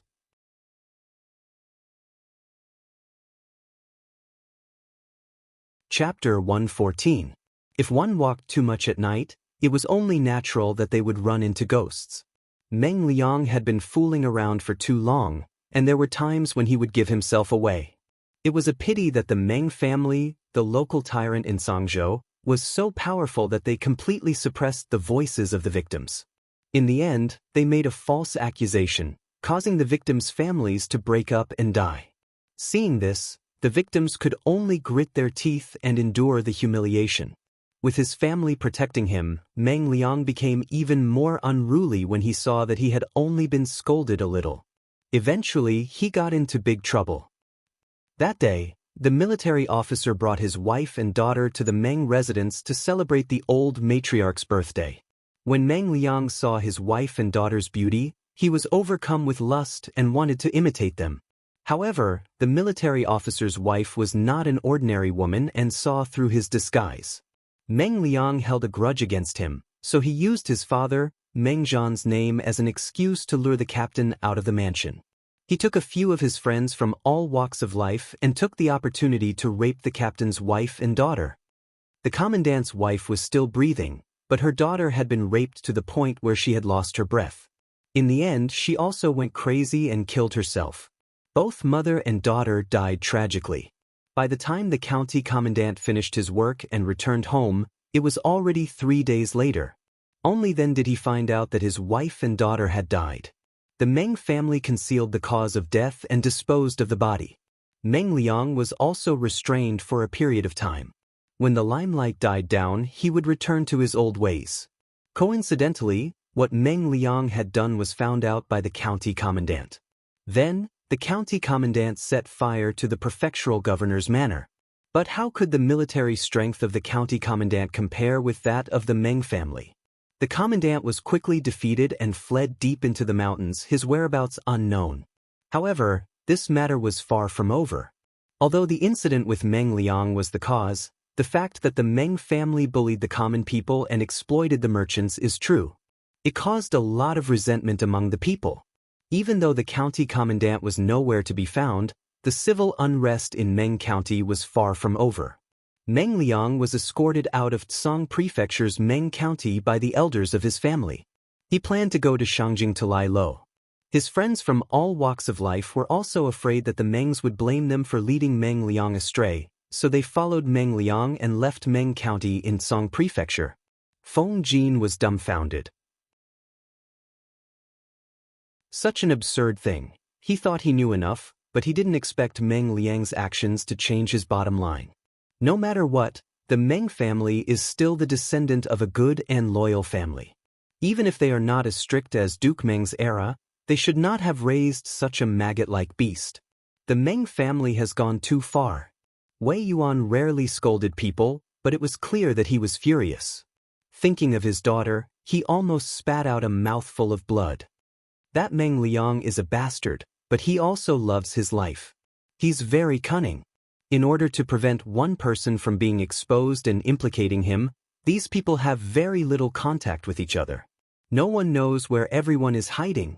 Therefore, even if they manage to catch one or two of them, they would not be able to catch everyone in one fell swoop. Jiang Pingji suddenly smiled. However, there is also an advantage. Wei Yuan looked at her in confusion. Things had already turned out this way. What could be good about it? On the other hand, Qiguan Rang seemed to have thought of something. A cold glint flashed across his gloomy eyes. It is indeed very good. The deeper they hid, the better. If they lost their lives without anyone knowing, the Meng family would not be able to pursue the matter. Hejian County was not Meng County, where the Meng family could control everything. It was surrounded by dense forests and mountains. It was common for a person to be eaten by a wild beast. Feng Jin understood what they meant, but he only opened his mouth and swallowed the words he wanted to say back into his stomach. Jiang Pingji only needed to achieve her goal. I have troubled you tonight. Tomorrow, I will come to your manor with gifts to apologize. I hope you can forgive my reckless behavior. Jiang Pingji looked through Lu Lanting's memories as she apologized to Wei Yuan. It was also a tactful gesture that Jiang Pingji did not want to disturb him anymore. She only needed to go home and sleep. As Jiang Pingji searched through Lu Lanting's memories, she bowed and apologized to Wei Yuan. It was getting dark, so she did not want to disturb him any longer. She wanted to go home and sleep, and she hoped that Wei Yuan would allow it. On the surface, Jiang Pingji seemed to be apologizing respectfully, but her eyes were calm. She had no intention of apologizing at all, which made Wei Yuan feel even more depressed. However, the information that had happened that night was too much for him to handle. He was a middle-aged man, and he was not as energetic as he used to be. Why would I blame you? You're doing this out of good intentions. Wei Yuan let Jiang Pingji off the hook easily, but the viewers in the streaming room were not. Now, no way. Is Master Wei Yuan just going to let it go? He doesn't seem to have any intention of taking it further. What the hell is going on? Hongjun Laozu Dejua, I'm not happy. Wei Yuan is the host's teacher. I thought he was a man of indomitable spirit, but it turns out to be disappointing. He doesn't deserve to be the host's teacher. His concubine is being bullied. Aida Ling Ling, I'm disappointed too. He's not even as brave as the captain who set fire to the manor. He should at least say something. Zaishu Yiliangchen, men don't have balls. If it were me, I would beat the sh*t out of Meng Liang's head. Zaixia Long Outyen, sh*t out of his head. Ah, brother Liangchen, I Long Outyen, admire you in this streaming room. Jiang Pingji looked at the bullet screen calmly. She thought for a while and then sent a message. Host V, although I don't like Wei Yuan's reaction, I'm sorry to tell you that his reaction is very manly. It's not that he doesn't have a decision, but it's not convenient for him to say it in front of us. Jiang Pingji's words were like dripping water from boiling oil. It instantly caused an uproar. Daoist, host, I'm not educated. Don't mess with me. How can he be considered a man? Jiang Pingji looked out the window, speechless. According to Lu Lanting's memory, Wei Yuan's anger was mostly because his daughter was frightened and his reputation was tarnished. It was not because his concubine had cheated on him. It was because that person was cunning and seduced Wei Yuan's cheap concubine. Cheap concubine, noble concubine, legal wife. These three terms had different meanings for Dongqing men. The legal wife was the wife, the noble concubine was the concubine with some status, and the cheap concubine was a commodity that was only bought for fun. Take a chestnut for example. If Wei Yuan's best friend came to visit and Wei Yuan asked him to stay the night, it was possible that the cheap concubine would serve him. Not to mention this, in some places where the atmosphere was more absurd, the male master would even let the pregnant cheap concubine serve the guests, or both parties would exchange cheap concubines for fun. The position of the cheap concubine in their hearts was nothing more than an object that could move. Even a clay figurine would get angry if someone touched their property without the owner's permission, but it would never reach the point where they would fight to the death. If Meng Liang had touched the county captain's concubine instead of his wife, the county captain would have been angry, but he would have tolerated it out of loyalty. Under such circumstances, what weight could the cheap concubine have in Wei Yuan's heart? Wei Yuan's original intention for revenge was to seek justice for his daughter, not for the concubine.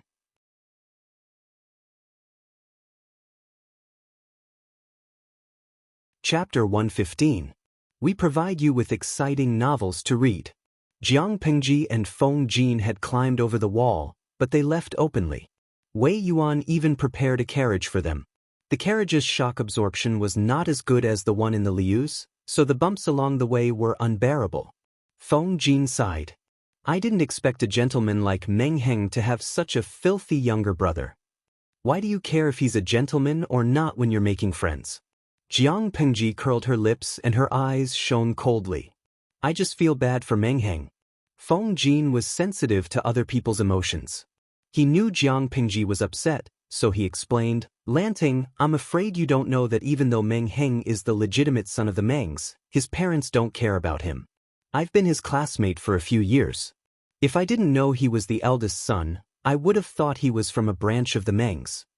Jiang Pengji tilted her head to look at Feng Jin. He continued, there's an assessment every 3 years. Meng Heng's family background, knowledge, personality, appearance, and ability aren't bad. However, his younger brother's behavior will have a huge impact on his moral evaluation.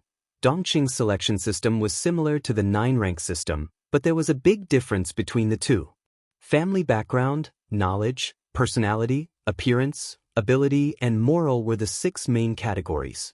When Dongqing was founded, knowledge, ability, and moral behavior were the top 3 categories.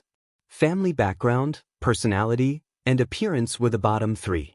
The evaluation score was 60% of the top 3 categories, 30% of the bottom 3 categories, and 10% of the evaluation officer. The standards were not implemented for long. With the intervention of the aristocratic families, the top 3 categories became family background, moral behavior, and knowledge, and the bottom 3 became appearance, ability, and personality. The proportion of the top 3 categories increased, and the evaluation authority was strengthened. Moral behavior belonged to the top 3 categories. Because of Meng Heng, even if Meng Heng could get an excellent grade, he would become an inferior one. Feng Jin's previous reaction was not only because he couldn't believe there was such a filthy person in the world, but also because he felt sorry for his classmate. 90% of the people who could enter the general assessment were descendants of aristocratic families. The gap between them was small. Moral behavior went from excellent to inferior. How big of an impact would it have? It was enough to make Meng Heng, who was originally expected to be in the top 3, fall into the middle of the pack and fade into the crowd. What a pity, who asked him to have such a dragging brother? In this day and age, it was not popular to be responsible for one's actions alone.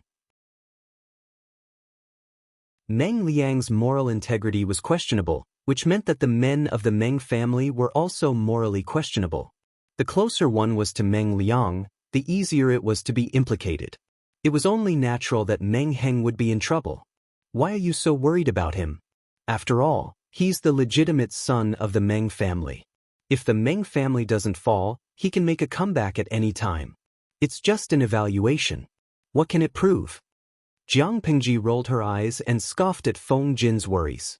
If Huaiyu has time to think about this, why don't you help me think about how to fool my father later? You didn't even bid farewell to me when you left the spring pavilion. What he said made so much sense that he couldn't refute a single word. The evaluation results could only affect one's initial official position, but it could not affect one's future career. No matter how much Meng Heng was not loved by his parents, he was still the eldest son of the Meng family. If he wanted to inherit the family in the future, he would have the support of the Meng family. Jiang Pengji secretly glanced at Feng Jin's expression and couldn't stop laughing in her heart. How could Dongqing not be chaotic when all the aristocratic families were messing with the court? Meng County in Song Prefecture was just a small flame. Although it was small and weak, who could say that it did not have the potential to set the prairie ablaze? Lu County Chief is not an ordinary person. How can we hide from him? Feng Jin shook his head and tried to persuade Jiang Pingji to accept her fate. Jiang Pingji snorted. Since Huayu said so, I have an idea. I just need to tell my father that there was a prostitute selling herself in the nearby pavilion and urged me to join in the fun. I left in a hurry and was afraid of being scolded by my father, so I didn't report it. Feng Jin's friends were dumbfounded. Was this the rhythm of throwing all the dirty water at him? Could they still be friends? Lanting. Feng Jin's cheeks were red with anger. He had never seen such a rascal. I was just joking. Huayu, do you really think I would do that? Jiang Pingji made a disappointed and sad expression. Together with the gesture of holding his heart, Feng Jin was angry, but he felt even more aggrieved when he was not angry. He had made a bad friend by mistake. Outsiders say that Lu Shi's son is unrestrained and unrestrained. What they say makes sense, Yi Futian said. It's a waste to be frivolous when you are young. If you don't be frivolous, you won't be able to be so when you are old. Jiang Pingji didn't seem to hear the ridicule in Feng Jin's words. Instead, she lectured him shamelessly. I'm not criticizing you, but you look like you have seen through the world at such a young age. You talk and act like an old scholar. Your steps are more delicate than a girl's, and your voice is gentle. He had rowed his boat all his life without oars. The corner of Feng Jin's mouth twitched. Not to be outdone, he retorted. If that girl is you, I'm indeed too delicate. Jiang Pingji was speechless. The audience in the streaming room held their melon seeds in their hands and watched the two pretty boys bicker. They all expressed that they had been forced to eat candy. Lanky Yubuja, haha, the young Feng Jin has been bullied by the streamer for so long. He finally stood up for himself. Jinyan, you are stupid, what are you talking about? The streamer is obviously looking at the young Feng Jin's counterattack with a doting expression. Zaixio Yi Liangchen, I'm on the streamer's side. The CP can be broken but not reversed. The streamer will always be the aggressor. Zaixia Long Outyan, absolutely. All the little subs who try to counterattack are paper tigers. Lao Cg Lianmeng, the streamer's childhood sweetheart is the aggressor. The CP matches with the streamer's doting smile. It's even more delicious. I see your chrysanthemum is poisonous. Heresy. The streamer's CP is me. She is a cute baby. 9 times in one night, */w***. Faced with such a toxic audience, even Jiang Pingji could only be speechless. To be honest, it was the first time Feng Jin had mentioned Jiang Pingji's gender. Huayu, there's something I don't understand. You know I'm a girl. Why are you still friends with me? Feng Jin glanced at her and said bluntly, apart from your body, which part of you looks like a girl? She couldn't blame him for always ignoring her gender and treating her as a man. Friends were friends. Gender didn't matter. It only mattered if their temperament was compatible. Jiang Pingji looked at the screen full of and raised her eyebrows. Vulgar words. Feng Jin said, it varies from person to person. Jiang Pingji, did this kid take the wrong medicine? Was he asking for a beating? Fortunately, Jiang Pingji was a person with a strong mentality. Feng Jin's skills couldn't affect her much.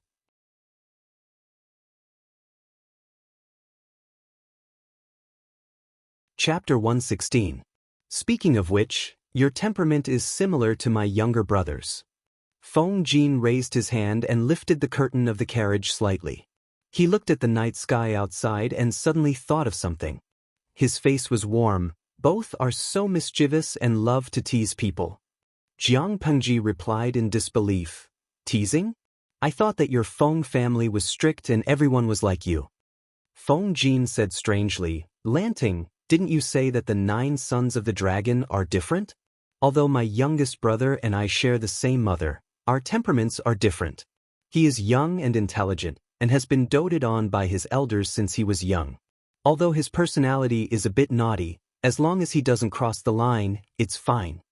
The direct line of descent of the Feng family had elder brother Feng Jin at the front. At the very least, there was still Feng Jin. There was no need to trouble the youngest son of the family, so he had to bear the least amount of pressure. The elders favored the eldest son, but favored and doted on the youngest son. This was a common practice in almost every family. The pitiful Feng Jin was in the middle. Although he wasn't completely ignored, he was indeed neglected compared to his eldest brother and youngest brother. Jiang Pengji glanced at Feng Jin, whose face softened at the mention of his younger brother. I really couldn't tell that you, Huayu, are actually a brother complex as well. What is a younger brother complex? Feng Jin carefully pondered over this term and did not understand its meaning. Jiang Pengji explained, it refers to an elder brother who likes his younger brother very much. The relationship between brothers is very good. After Feng Jin heard this, he revealed a thoughtful expression and immediately drew inferences. This term is really novel. In that case, there are also terms like brother complex, or sister complex. That's roughly what it means. It describes the deep relationship between siblings? Yes. Jiang Pengji nodded. You are worth teaching. Feng Jin couldn't help laughing. These words are clever and interesting. They are simple but catchy. Is it the local dialect of Hejian? Jiang Pengji said with a natural expression, I heard it from a traveling merchant. I don't know where it came from. The young man pondered for a while and said with a smile, So, I can be considered a brother complex? Jiang Pengji chuckled. I know you three brothers have a good relationship.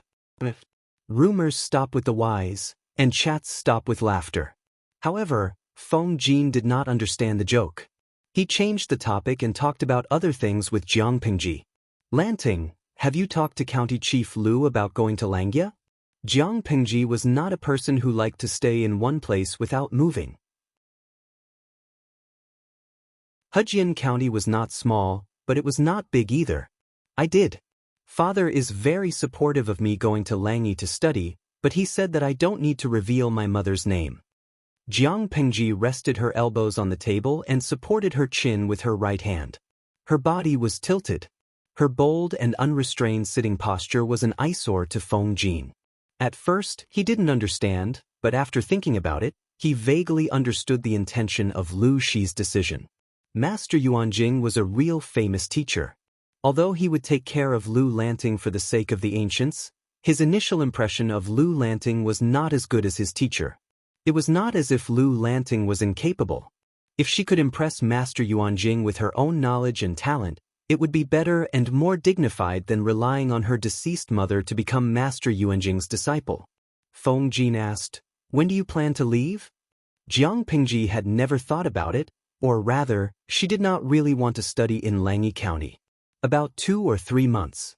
Father has been in Hu County for many years and has rarely returned home. It's rare for him to stay home for 3 months. It would be a pity if I left to study now. I want to spend more time with him to fulfill my filial duties. Moreover, I need Master Gongsao's permission. Jiang Pengji's words were half true and half false. Jiang Pengji only said it to give Feng Jin an explanation. When parents are around, one should not travel far. Children should be filial to their parents. Lanting's way of thinking is the right thing to do. Feng Jin could not help but think of himself. If it were not for the fact that his parents were healthy and his siblings were still around, he would not have left home. If Lanting goes to Langi in 3 months, I'm afraid you and I will have to be separated for some time. Jiang Pengji turned to him and asked, Are you leaving Hejian County? Feng Jin nodded and added, But we won't be leaving in the next 2 days. As for when we leave, that will depend on 4th Lang Jun. Even though Wu Majun was not valued by the emperor, he was still a prince. Feng Jin still had to respect his decision. Jiang Pengji raised her eyebrows and sneered. If that's the case, you won't be able to leave Hejian County for a while. It was easier to talk to smart people. Feng Jin understood the meaning behind Jiang Pengji's words. Wu Majun was obviously trying to win Lu Shi over to his side. He hoped that Lu Shi would support him and become a powerful bargaining chip in his fight for the position of crown prince. Hu County had become a popular place in Dongqing under Lu Shi's years of hard work. Its grain production could alleviate the food shortage in the neighboring 2 counties. In ancient times, the 2 most important bargaining chips in a war were people and grain. With grain in hand, There was nothing to worry about. If there was rice, there would naturally be manpower. To put it bluntly, if Wu Majun really managed to get Lu Shi's full support, Wu Majun could also recruit troops to besiege Shangjing when the emperor chose another prince. He could then drag his brother off the throne. It was a tradition in the royal family of Dongqing for brothers to fight against each other. Of course, no one knew if Wu Majun had such ambition at the moment. But if he succeeded in winning over Lu Shi, it would be a profitable business. Since ancient times, it had been difficult to move talented people, let alone Wu Majun, who was just an unknown prince. Lu Shi, on the other hand, was already a famous high-ranking official with real power. It was impossible to get someone with potential to work for you without putting in some effort. Therefore, Jiang Pingji concluded that Feng Jin would stay in Hejin County for a long time. Feng Jin knew what was going on. He smiled bitterly and said, "Since you already know, don't expose me." It was fine as long as the two of them knew each other well. It would be embarrassing if they were to expose each other. Jiang Pingji's thoughts lingered on Wu Majun. She suddenly remembered something. "Huaiyu, I remember you saying that you're not engaged yet?" Feng Jin nodded and laughed. He guessed, "Why do you ask? Don't tell me you want to be a matchmaker?" If it was someone from ancient times, he or she would not have said that. But Jiang Pingji did not have that concern. She looked at Feng Jin and said, "I do have that thought. Huaiyu is a good candidate for a husband. We should keep the goodies to ourselves." The smile on Feng Jin's face froze for a moment, and then he revealed an embarrassed expression.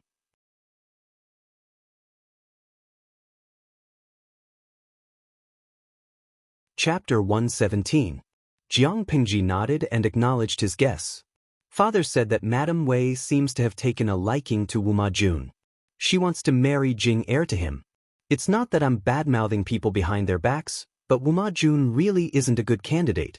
If Jing heir really marries him, she'll suffer in the future.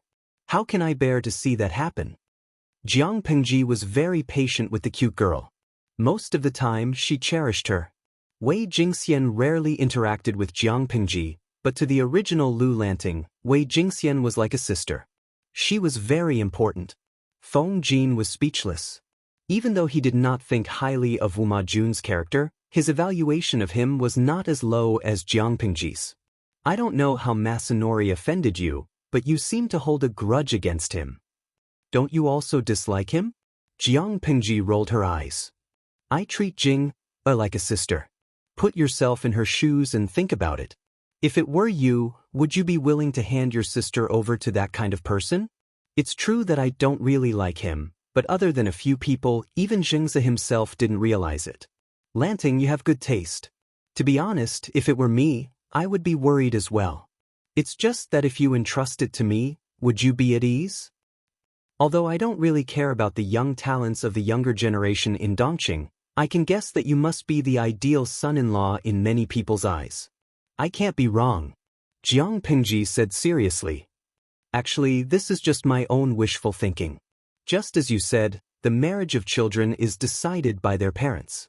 It seems useless to talk about this here." The scenery smiled without saying a word. From his point of view, Jiang Pingji mentioning this matter was a little strange, but it was also human nature. Previously, many classmates wanted to introduce their sisters to him, but he rejected them all. Without a foothold, how could he marry and start a family? Lu Lanting treated Wei Jingxian like a family member, so it was understandable that she was anxious about her marriage. The only awkward part was, Wei Jingxian was someone else's daughter, and her parents were still alive. Feng Jin silently turned his head, but a brief image of Wei Jingxian appeared in his mind. She was indeed a quick-witted woman. However, when it came to quick-wittedness, none of the women he had met could compare to the one beside him. Unfortunately, according to County Chief Lu, he had no intention of restoring his identity. If he were to recover, that wouldn't do either. If it were to be made public, Lu Shi's reputation would be completely ruined. Feng Jin comforted her. "Everyone has their own fate. You don't have to worry too much." "I hope so." Jiang Pingji snorted at those words. In ancient times, there were too few reliable men, but she could not expect women to rely on themselves. It was unrealistic. To put it bluntly, she hated every aspect of this era, and women were the most inferior. While they were talking, the carriage had already stopped in front of the spring pavilion. Yes, they did not go to the Lu residence, nor did they go to the place where Feng Jin was staying. Instead, they went to the spring pavilion. It was already late at night, but the street was still brightly lit. The shadows of the people in the street looked especially fleeting under the candlelight. Jiang Pingji went straight to the private room. Lu Shi was sitting by the table with a delicate book in his hand. He was reading the book carefully with his eyes slightly lowered. The performers in the corner of the room were still singing in Wu Nong's soft voice. Wuma Jun sat beside him with a happy expression. It was obvious that the atmosphere between them was harmonious. There was hope for them to be friends. "You're back." Lu Shi put away the book and looked up at Jiang Pingji. "Did you have a good time?" "Not bad." Wuma Jun almost couldn't keep the smile on his face when he heard the suspicious conversation between the father and son. Not only did the father not blame his son for coming to the brothel to have fun, but he also looked gentle and concerned. It was rare to see that in life. It seemed that the rumor that Lu Shi valued his son was not without reason. Wuma Jun could not help but think that Jiang Pingji was more important to him. What Feng Jin was worried about did not happen. Otherwise, he had reason to believe that his bad friend would make him the scapegoat. "If that's the case, let's go back." Lu Shi stood up and glanced at Jiang Pingji and Feng Jin. He furrowed his brows and kept a cold face. "If you want to come over to listen to music in the future, remember to inform your mother first." Jiang Pingji nodded. Feng Jin was suspicious. He did not know if it was an illusion. Why did he feel that Lu Shi's attitude toward him was getting colder? Wuma Jun wanted to ask Lu Shi to stay, but they were in the spring pavilion, which was not a decent place. It would be ridiculous if he did that. No matter how reluctant he was, he could only watch Lu Shi leave with his son and get into the carriage. "Huayu and Lu Yu's son are really close. We hit it off at first sight." Feng Jin said with a smile, "It's getting late. I'll go back first. Do you still want to stay here?" Wuma Jun shook his head. He had come to have fun and relax, but he had wanted to win Lu Shi over. Now that Lu Shi was gone, he was not in the mood to play. He might as well go back. "No, I'll go back with Huayu." In the carriage, Lu Shi was reading the book carefully. Jiang Pengji could feel that he was faking his impatience. "Father, ask whatever you want. You don't have to hold it in." Jiang Pingji took out some dried fruits from a hidden box in the carriage and threw some into her mouth. "Since I came back, you've had doubts about me." Lu Shi did not bother to keep up the pretense. He looked conflicted. His eyes fell on a certain part of Jiang Pingji's clothes. "Are you interested in Feng Huayu?" Jiang Pingji said, "No. Why would you ask that?" Anyone could see that Feng Jin saw her as a good friend, and she saw Feng Jin as a good friend and bestie. "But both of you..." Lu Shi's expression became even more conflicted. If the daughter was the son and Feng Jin was the woman, as her father, he could at least ask in a subtle way if the two of them had done anything improper when they went out just now. But the problem was that the person in front of him was his daughter. He could not ask that question no matter how thick-skinned he was. Lu Shi could not ask, but Jiang Pingji was not simple. She followed Lu Shi's gaze and looked at her clothes. The corners of her clothes were stained with dust. "So that's what happened." She understood immediately. "I didn't press Feng Jin against the wall." "Father, you're thinking too much," Jiang Pingji explained with a serious face. Lu Shi was speechless.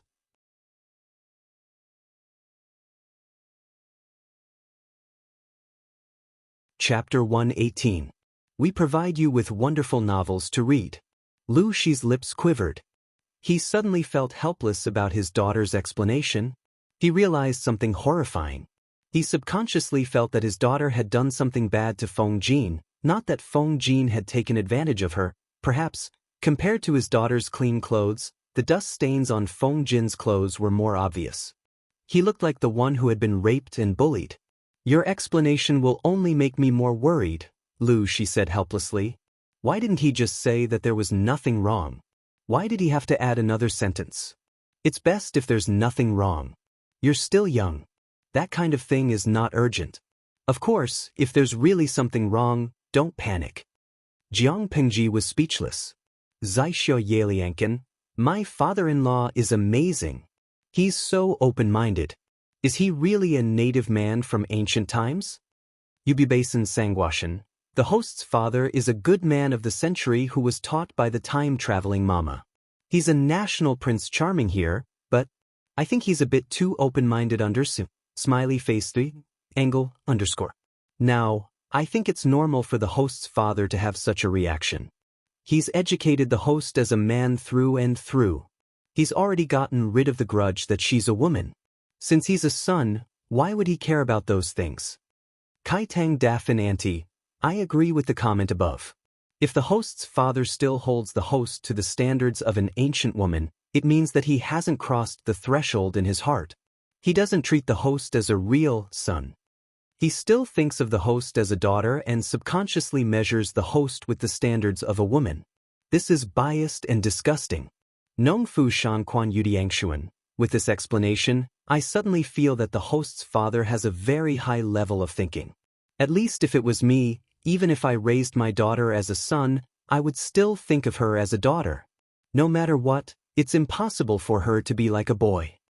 In fact, the audience in the live streaming room had overly glorified Lu Shi. Lu Shi's thinking had not reached that level yet.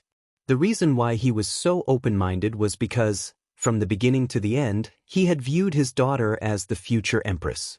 She was the most supreme person in the world, and no one was qualified to be above her. Using the standards of women in the secular world to measure an emperor felt like scribbling on a magnificent painting and forcefully tarnishing a painting that was supposed to be passed down through the ages. It was as disgusting as eating an apple and discovering maggots in the latrine pit. Feng Jin and I went to Mr. Wei's mansion and climbed over the wall. These stains on my clothes were probably from that time. Jiang Pingji didn't know whether to laugh or cry. She tried to explain so that Lu Shi wouldn't go overboard. Did she look like someone who didn't have a bottom line and wasn't serious? Although she didn't look serious, she wasn't a fickle person. In fact, her pursuit of spirituality was higher than that of ordinary people, and her standards were also stricter. She would rather have nothing than be substandard. No matter what, it was impossible for Feng Jin to be alright. Lu Shi was just about to relax when his heart skipped a beat. He asked in shock, Wei Gongcao's wall? In the middle of the night, his daughter was climbing the walls of Wei Yuan's house with her friends. How could he do that? That's right. Didn't I leave with the two ladies just now? I happened to meet a suspicious woman who dressed up as a woman and snuck into Ingchun house with bad intentions, so I exposed her. I didn't expect that it would turn out to be a big deal. What big deal? Lu Shi furrowed his brows. He and Wei Yuan knew each other and were friends. He knew Wei Yuan very well. If there was no inside story, then based on Wei Yuan's personality, he would definitely not let the matter rest that his daughter had climbed over his wall. The man dressed up as a woman was from Tsang Prefecture's Meng County. They snuck into someone else's house with bad intentions. The man I caught at Ingchun house pointed to Mr. Wei's house. I was afraid that something would happen, so I went to arrest him. Lu Shi's expression softened. His daughter was doing it for the good of Wei Yuan's house. No matter how unhappy the old man was, he wouldn't target her. Instead, he would owe her a favor. And then? Did you catch him? So he went to Wei Yuan's house. No wonder it took him so long. It was far from Ingchun house. We've caught him, but he's brought us even more trouble. Jiang Pingji skipped over the unfortunate incident at Wei Yuan's house. It was a private matter, so she didn't want to waste her breath. According to the information, the leader of the group was from the Mengs in Tsang Prefecture's Meng County. Lu Shi's eyes flashed when he heard the name Mengs. The Mengs in Tsang Prefecture's Meng County?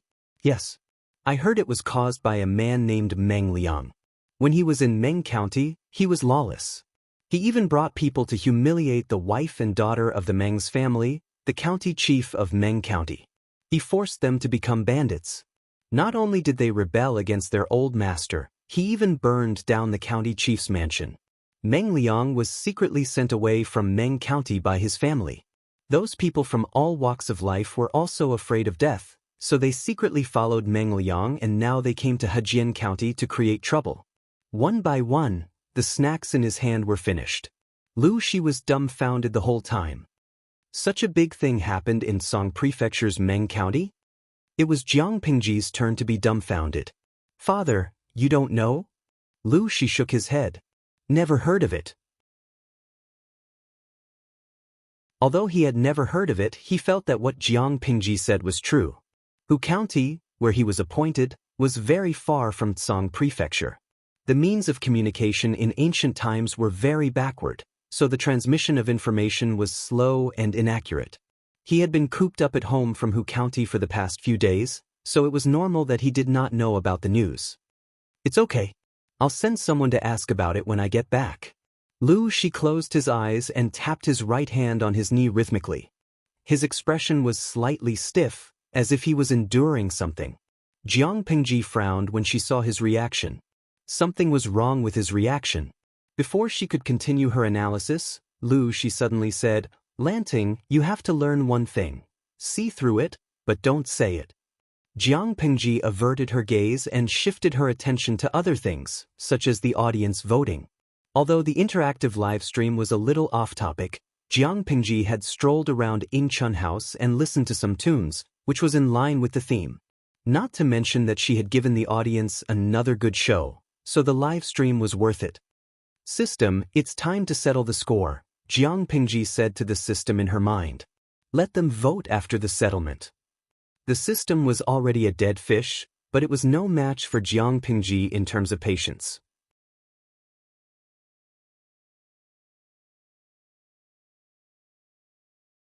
Chapter 119. A genius in a second to remember if you like it?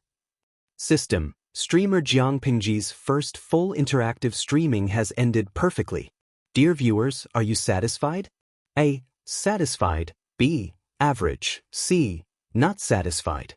Before the viewers could click, Jiang Pingji quickly added another sentence, which made the system feel embarrassed and treacherous at the same time. Streamer V. The rating of your streaming experience will affect the level of the streaming room. From level 1 to level 2, the upper limit of 3,000 viewers will increase to 10,000.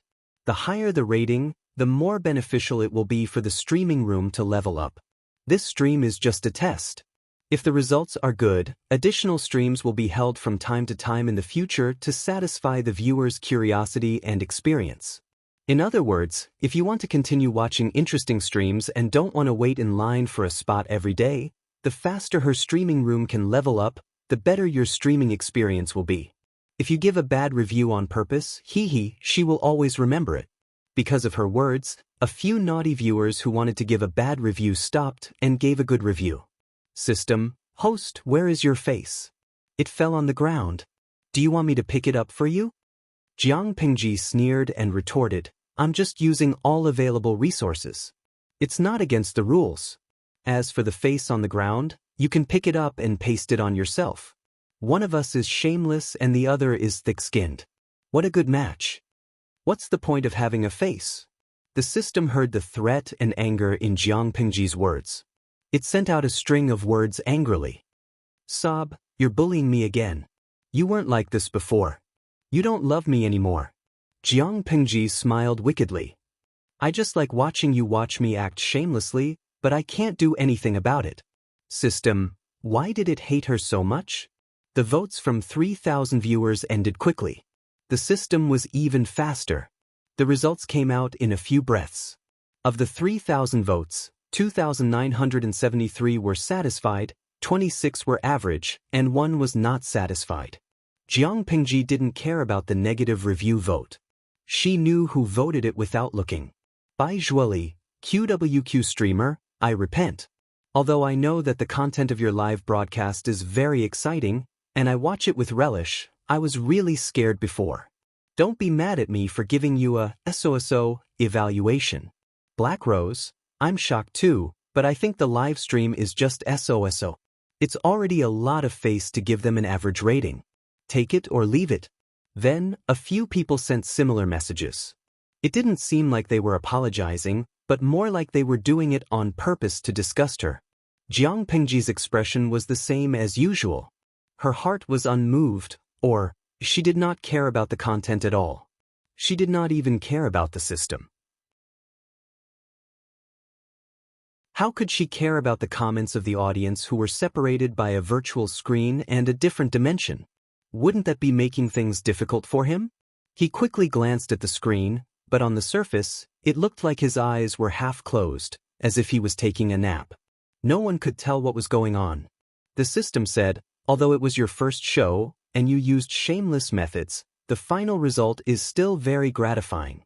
3,000 votes, 2,973 satisfied. In other words, the satisfaction rate was as high as a terrifying 1%.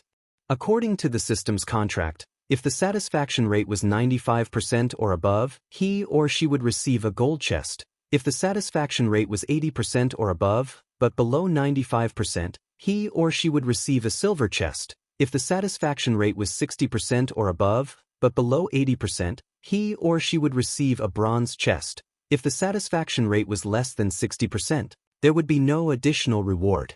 Jiang Pingji's satisfaction rate was as high as 1%. Without a doubt, she would receive the highest level of gold chest. When the results came out, Jiang Pingji was slightly satisfied with the number. Host V, it's too late today. The live broadcast will end here.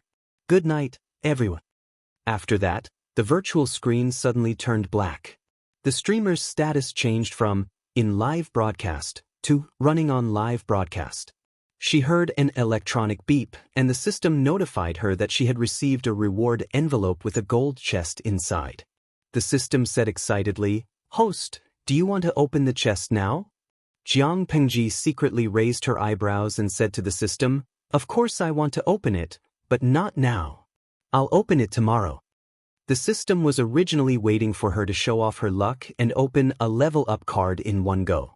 When the streaming room was upgraded to level 2, the system, as a system, would also receive some benefits. But Jiang Pingji was not anxious at all. How annoying. The emperor is not anxious, but the eunuch is. It's okay to wait for one night. Jiang Pingji did not know what the system was thinking, but it was as if she could see its anxious expression. She said leisurely, "It's not the right time. No matter how anxious you are, it's useless." The system snorted and retorted, "Host, who are you calling a eunuch?"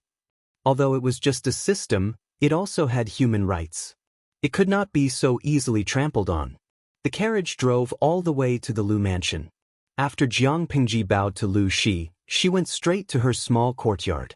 In another hour, the sky would be bright, but lanterns were still hung in the small courtyard. The whole small courtyard was brightly lit.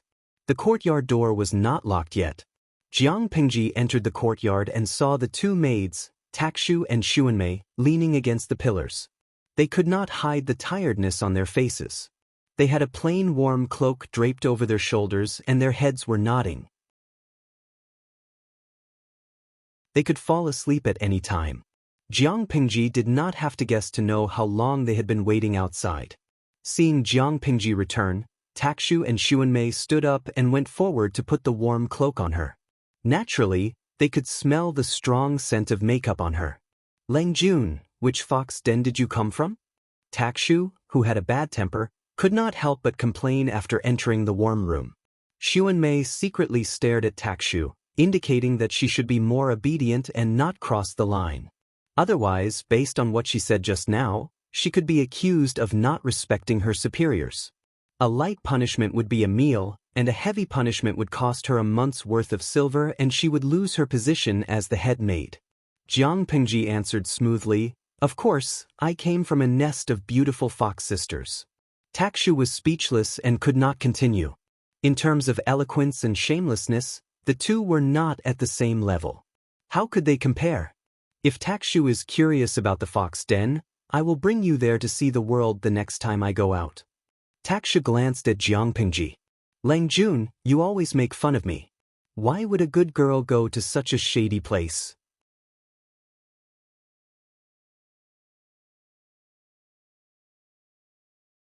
Chapter 120.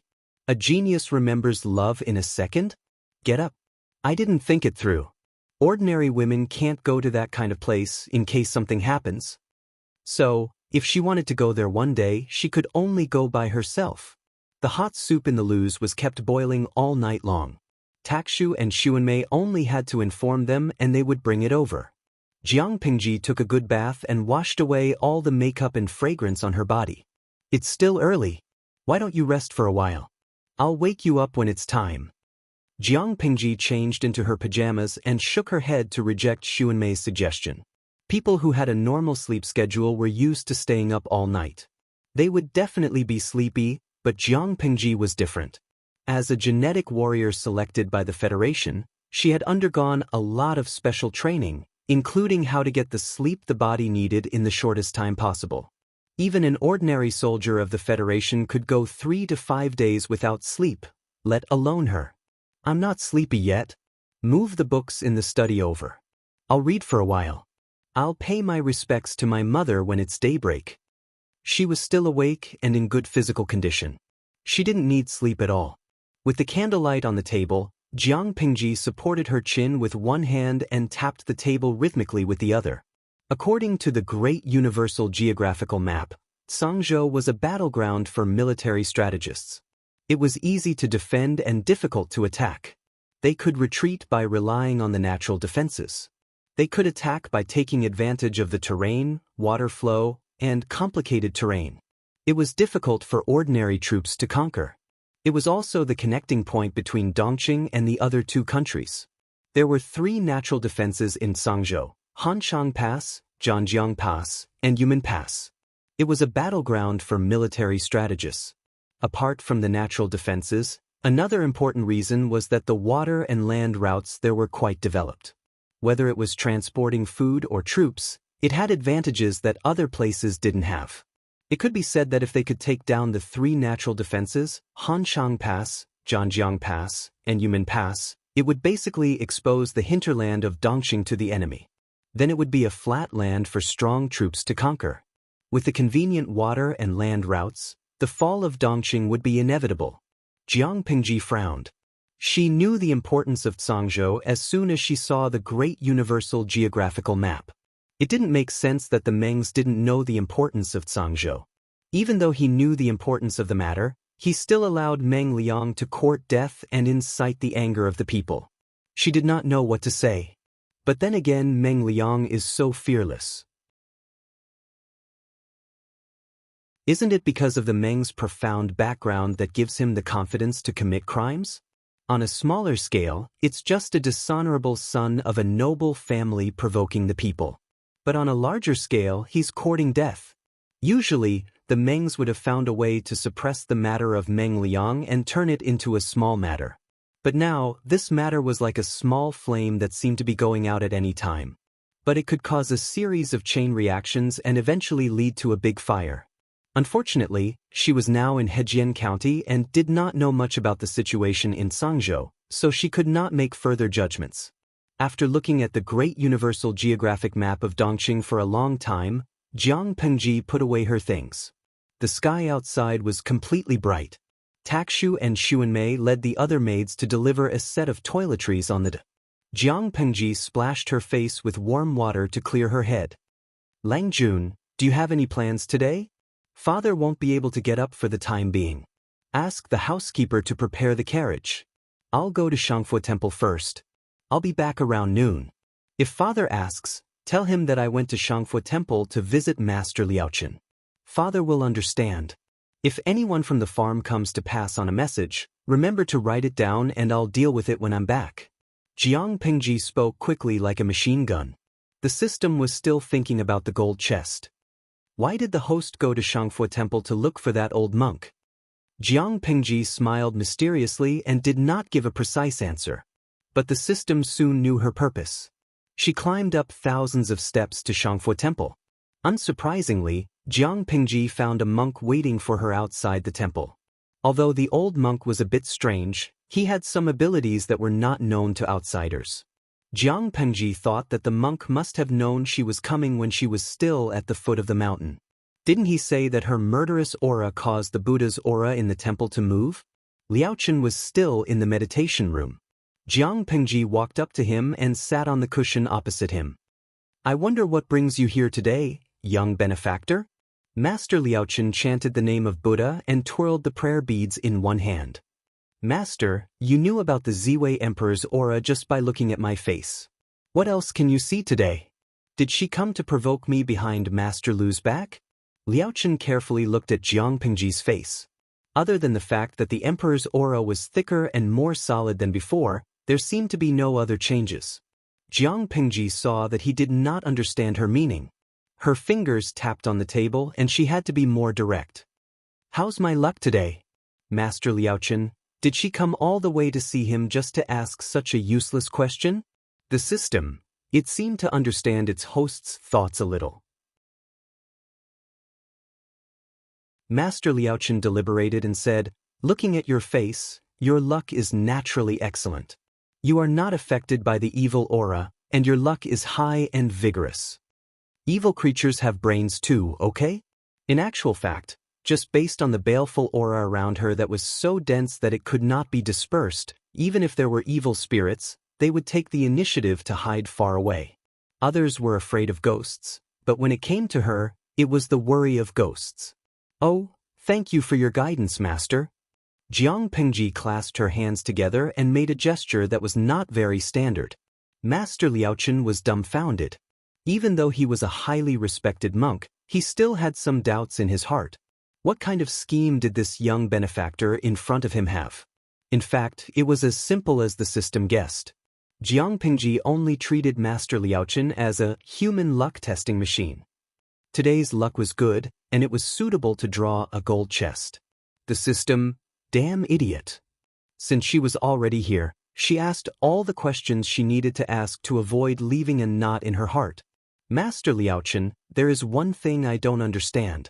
Who else can see through the so-called Ziwei Emperor's aura like you? Jiang Pengji felt that this question had to be asked clearly, in case she did not know how she was attacked. You don't have to worry about this, young lady. Master Liaochen smiled and stroked his beard. Earlier, I told you that one wrong thought could cut off your chances of ascending to the highest position. This is not absolute. You are not the only one who possesses the Ziwei Emperor's aura.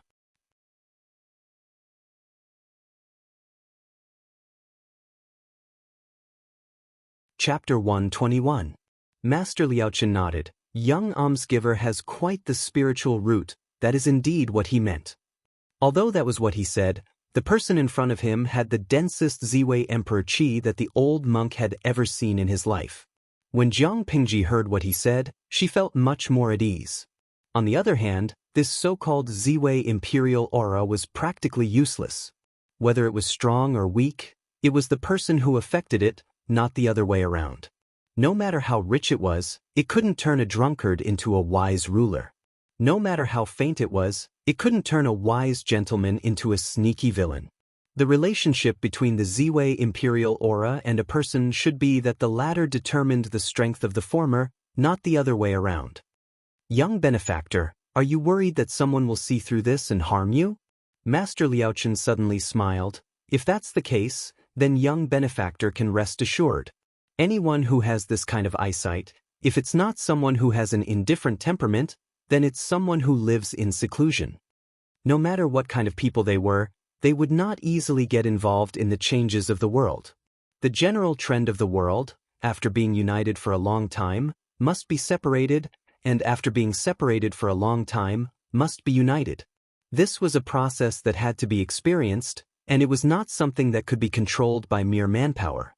More importantly, to put it bluntly, there were less than 5 people in the 5 kingdoms who were at the same level as him. Dongqing alone had 6 states and 21 counties. The land area of the other 4 countries could only be larger.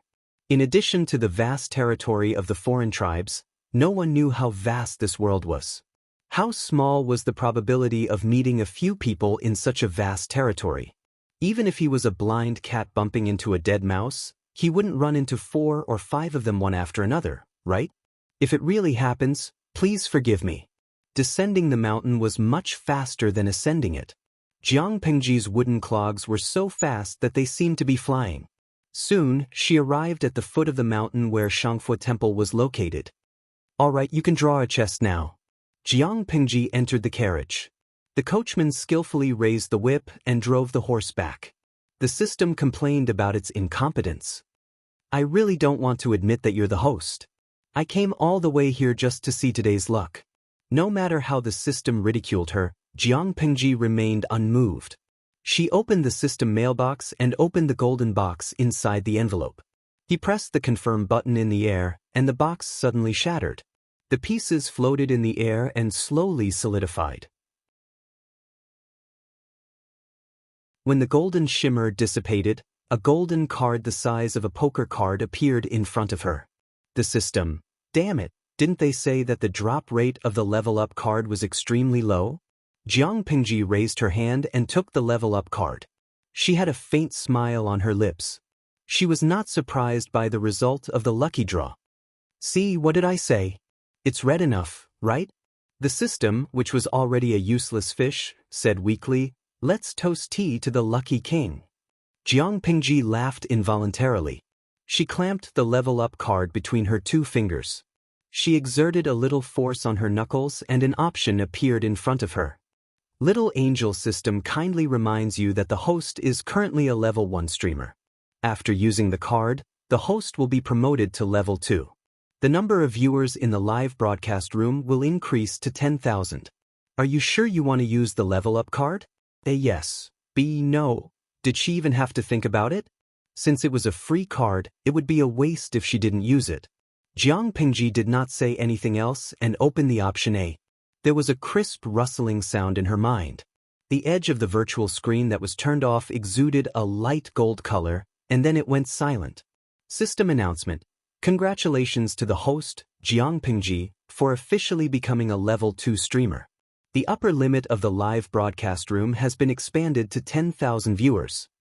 Clusters of fireworks exploded on the virtual screen, and the originally simple and plain live broadcast interface had some light-colored patterns, which looked much better than the previous clean state. Jiang Pingji glanced at the upper limit. It had indeed increased to 10,000 viewers. System, start the live broadcast. Jiang Pingji ordered, and the system immediately responded. The live broadcast had just started, and a group of viewers rushed into the live broadcast room. Dayang Wanwu, I was scared to death. I thought the streamer wouldn't start the broadcast today. Why is it so late today? Fortunately, I had the foresight to queue up a long time in advance. Otherwise, I wouldn't have been able to squeeze in. Is this the streamer herself? Much better than the video. More importantly, the streamer has a high degree of recognition. The picture quality was absolutely high definition, and the host herself had a pure natural appearance.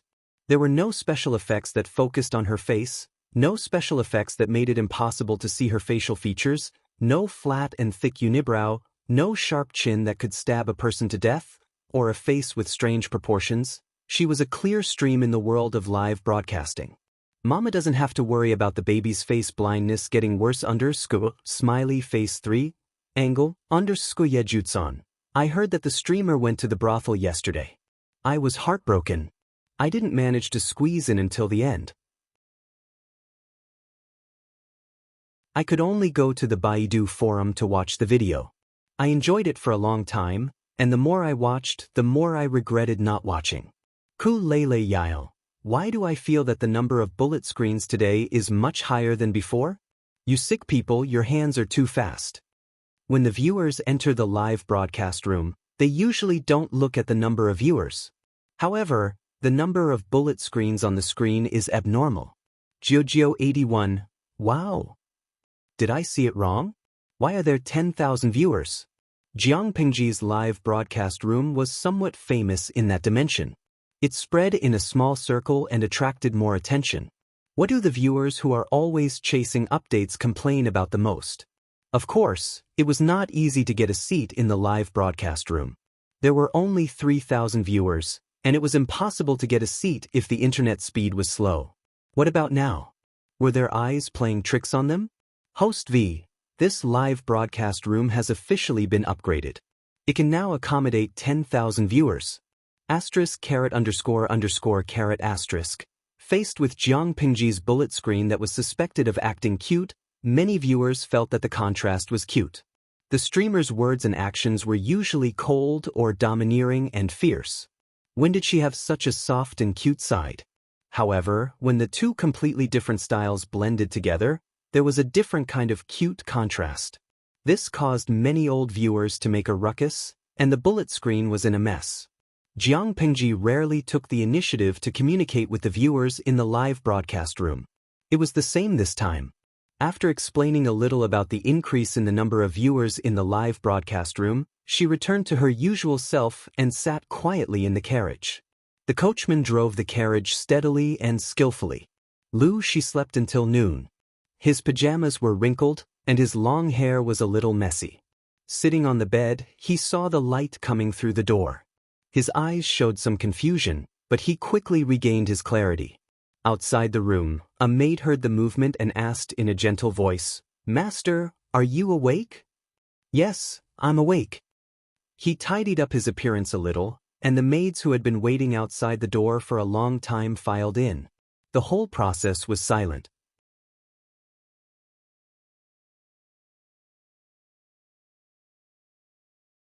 Chapter 122. There weren't many masters of the Lu residence. Other than Lu Shi, the second lady, Madame Hu, and the second Lang Jun, there were only the two concubines and their sons and daughters, who rarely appeared in public. The masters had gentle temperaments and would not deliberately make the work of the servants more difficult. In addition, the rules and regulations left by the late wife were clear, so as long as the servants of the Lu mansion completed their tasks, they would have plenty of free time to rest. Tong Sanyang was on her way to the embroidery workshop to buy a new batch of embroidery thread when she passed by a corner gate. What do you think happened in Song Prefecture and Meng County?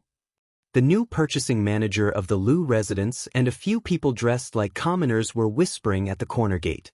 Tong Sanyang happened to hear the entire conversation.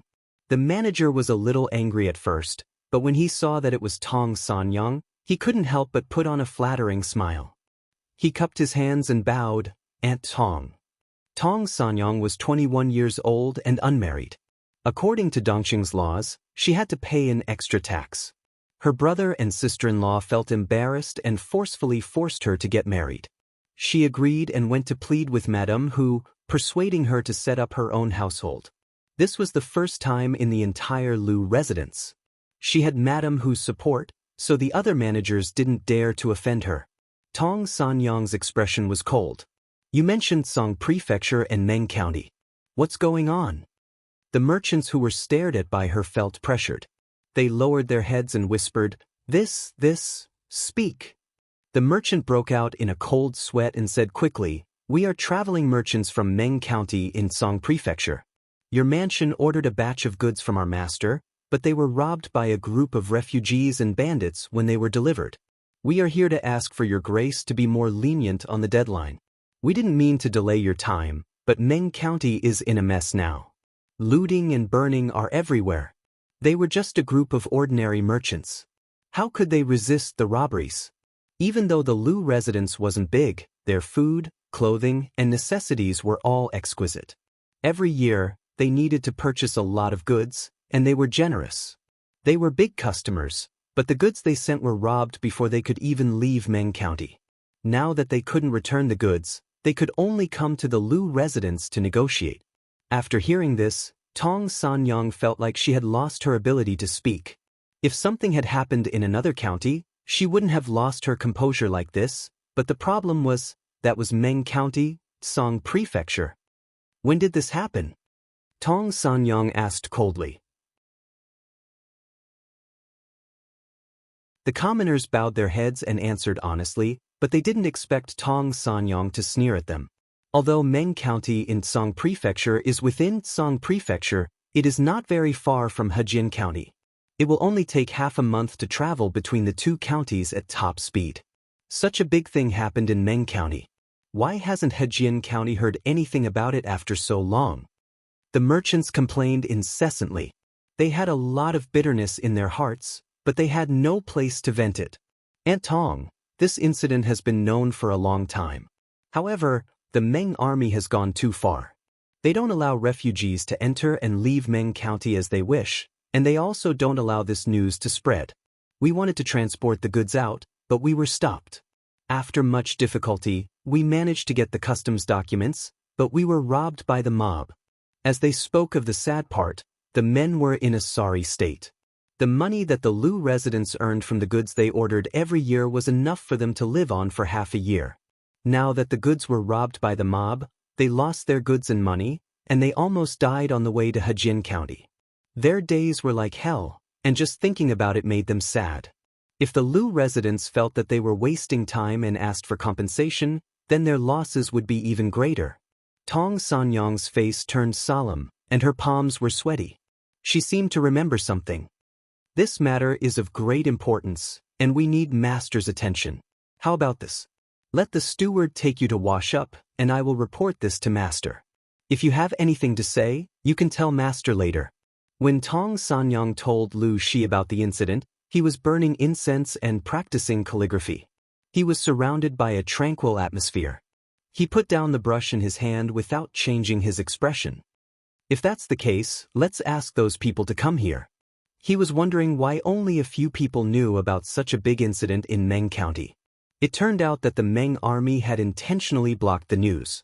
The Meng army? Lu Shi felt a flash of coldness in his heart, and a murderous look flashed across his calm eyes. How could you have such a day? The horse let out a long sigh, and the carriage slowed down until it stopped in front of the Lu residence. Jiang Pingji got out of the carriage and jumped off before the coachman could bring the bench. She saw that there was an unfamiliar carriage parked in front of the door. She frowned and asked the gatekeeper, "Is there a guest?" The gatekeeper answered respectfully, "Second Langjun, it's the lady's maiden family." Mother's side? Jiang Pingji raised her eyebrows. I wonder who it is. Because Lu Shi had gone to Hu County to take up his post, the women in the family rarely went out. They rarely interacted with Lu Shi's family, not to mention the second lady's maiden family in Langyi County. They would only interact with each other during festivals, but they rarely interacted with each other. Wild beasts had a strong desire to possess their own territory. They would sense the presence of a stranger. Although Jiang Pingji had not reached that level yet, along the way, there were indeed some unfamiliar traces in the Lu residence that should not have been there, which made her unhappy. Before she entered the house, she could already hear the soft and sweet voice of a young girl coming from inside. The young girl looked to be about 13 or 14 years old, wearing a pink dress. Her eyebrows were like the mountains in the distance, and her skin was like a peach blossom with a smile. Her cheeks carried a bit of baby fat, making her look even younger. Her eyes seemed to be filled with a clear spring, clear and bright. Her nose was tall and straight, and her cherry lips were red even though they weren't dotted, causing one to be unable to help but think of the blooming peach blossoms under the spring sun. TSK, another budding lowly. "Uncle, is this cousin Lanting?" the girl asked Lu Shi with a smile when she turned her head to see Jiang Pingji. Jiang Pingji did not need to look at the streaming room to know that the bullet screen was full of screams and howls. No matter which world it was, there was no shortage of good-looking people. "You are courting death? Oh, oh, oh, oh. So cute. She has a clear voice and a soft body. She's a pure, natural lowly." Lao Cg Lianmeng.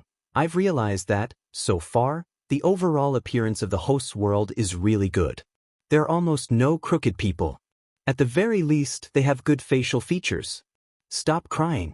It's a paradise for those who are obsessed with looks. Jiang Pengji glanced at the girl coldly. "Host V, what's so cute about a stick?" Everyone in the streaming room was dumbfounded.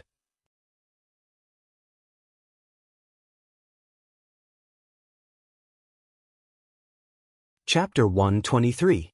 What does that mean? I understand. Jiang Pingji pretended to be cold, but Lu Shi smiled. Yes, this is Lanting. He didn't want to continue the introduction. The girl seemed to realize that, and she looked embarrassed. Jiang Pingji sat down. She seemed to be looking at the tea in her cup, but she was actually sizing up the girl and Lu Shi. There was nothing much to say about the girl. She pretended to be smart, but she was full of flaws. Jiang Pingji believed that even if the girl was blind, she would still be able to smell the unbearable stench on her. What was interesting was Lu Shi's attitude. Even though the man maintained a seemingly intimate but actually distant smile and treated the guests seriously, from his eyes and the slight changes in his facial muscles, as well as the movements of his fingers, it was clear that he hated the girl very much. But it was not enough to say that he hated her. It was more like finding the dishes on New Year's Eve filled with rotting animal corpses and other creatures' excrement. It was disgusting. The girl seemed to want to talk about Jiang Pingji, but Lu Shi steered the topic away. The two seemed to be friendly, but they talked for a long time. Finally, the girl talked about the main purpose of the visit. She wanted to see the second lady. Jiang Pingji thought Lu Shi would refuse or delay, but she didn't expect him to agree without thinking. She frowned and took the initiative to say to Lu Shi, "The doctor said that my mother is depressed, and it's not good for her to recover. I think she will be happier if she hears that someone from her family is here. You haven't been here for a long time, so I'm afraid you don't know much about the place. I'm overstepping my boundaries. I'll take you to my mother's place." Lu Shi frowned, but he didn't say anything. "Why are you looking at me like that?" Jiang Pingji caught the girl's gaze as if she had eyes on the back of her head. The girl blushed. "Lanting, the emperor is walking in front. How can you say that I'm peeking at you?" Jiang Pingji said coldly, "Oh." Everyone was dumbfounded. The viewers in the streaming room were waiting for her to gain favor with the Lolita. "Ho Dandan, streamer, you can't be like this. QWQ should communicate more with lowly girls." "Xingang, I feel that the host's reaction is not quite right. She seems to be holding back some big move." "Lao CG Lianmeng, can I say that as an old driver, I already understand the host's intention?" There was something fishy about that girl. The key words "old driver" and "the young lady is fishy." Extended, it meant that the words Jiang Pingji had just said were meaningful. All of a sudden, all the viewers in the live streaming channel expressed, "Thinking about it is terrifying." However, there were also innocent children who didn't understand and asked questions. Yigwagwangspitajupi, why do I feel like you all understand? Can someone explain? Everyone expressed that it was rare to find a clean and pure seedling among a group of dirty old drivers, so it was better not to pollute it. Unexpectedly, Jiang Pingji intervened. "Host V, you'll know when you're old enough. Eating grapes, spitting grape skin? Eh?" There were so many bullet screens, but the host saw me and even replied. I felt so honored. Jiang Pingji smiled in her heart. She didn't just pay attention to one person's bullet screen. She saw everyone's bullet screen clearly. The two of them were quite lucky. The second lady had just woken up and seemed to be in good spirits. Hearing Jiang Pingji's message, the second lady was slightly startled. She frowned and said, "Help me up." She sat in front of the dressing table and looked at her haggard face in the bronze mirror. Her expression was indifferent as she let the maid help her with her makeup. Her long hair was tied up in a bun. Because she was still sick, she didn't have many accessories on. She only wore 2 hairpins for decoration, so she didn't look too shabby. She had changed out of her wrinkled pajamas and changed into casual clothes that still had the fragrance of honey locust. With the help of the maid, she no longer looked haggard and tired. Instead, she looked more languid and elegant. "That's good. Let's go see that." The second madam's tone was stiff for a moment before a beautiful smile bloomed on her face. She gave off a domineering and oppressive aura. "My good niece." The second lady's strong aura was similar to the arrogant madam who. For a moment, some of the inexperienced maids muttered to themselves, but they didn't dare to express their thoughts. Instead, they were even more respectful. Jiang Pingji saw the tidied-up second lady sitting in the main seat of the main room. Her eyebrows twitched. What she feared would come true. "Mother, you look much better than yesterday," Jiang Pingji said calmly. Jiang Pingji said calmly. She wanted to block the line of sight between the girl and the second lady. Unfortunately, the body she was in was that of a 12-year-old child. It had yet to fully develop, and it was almost a head shorter than the girl behind it. "And this is..." The second lady nodded and looked at Jiang Pingji lovingly. When she saw a familiar girl behind Jiang Pingji, her smile stiffened uncontrollably. She quickly regained her composure and teased Jiang Pengji with a smile. Which family are you from? You look so beautiful and adorable. Could it be that you brought her here today because you're pleased with her? It was Jiang Pengji's turn to be speechless. She said with a straight face, Mother, please don't tease me anymore. I don't want to ruin her reputation. Could it be that the maidservant who notified Mother just now didn't tell Mother clearly that there's a guest at home today and it's a cousin from Mother's maiden family? The second lady covered her mouth with her handkerchief and chuckled. She glanced at Jiang Pengji. You've really grown up. Can I tease you a little? After saying that, the second lady shifted her gaze to the girl. She looked at her from head to toe without batting an eyelid. She had a familiar expression on her face. You look very familiar. I wonder which sister you are. Why did they allow you, a girl, to come all the way to Hejian County? The girl turned her head to look at Jiang Pengji awkwardly. She pulled her handkerchief nervously and looked at the second lady longingly. What was going on? She was hinting that it was inappropriate for an outsider like her to be present if she had something important to say to the second lady. Jiang Pengji looked at the girl's movements and eyes in silence. She sneered in her heart. She was smart enough to see through the girl's hint. However, she didn't want to follow the girl's wishes. She refused to move and didn't give her a chance to talk to the second lady alone. The atmosphere was awkward. In the end, the second lady asked Jiang Pengji to leave. Although she was sent out, her 5 senses were heightened at this moment. Even though she was 30 to 50 meters away, she could still clearly hear the conversation between the two people in the room. It wasn't that she had any ulterior motives, but she was worried about the second lady. After making sure that Jiang Pengji was far away, the second lady looked at the girl. You've grown up. As soon as the second lady opened her mouth, the girl suddenly knelt down and kneeled in front of the second lady. Her voice was choked with emotion. Mother, I miss you.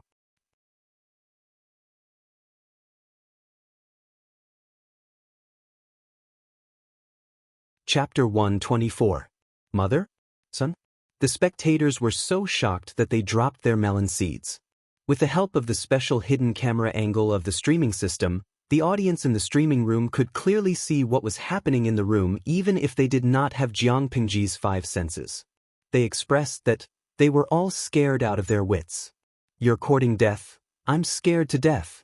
Could it be that the girl is the original owner of the host's body? If she wasn't the original owner of this body, why would she call the second Madam Mother? At first glance, this logic seemed to be somewhat interesting. However, if one thought about it for a bit, they would know that it was nonsense. Lao Cg Lianmeng. Now is not the time to worry about this, right? Didn't you hear that sound?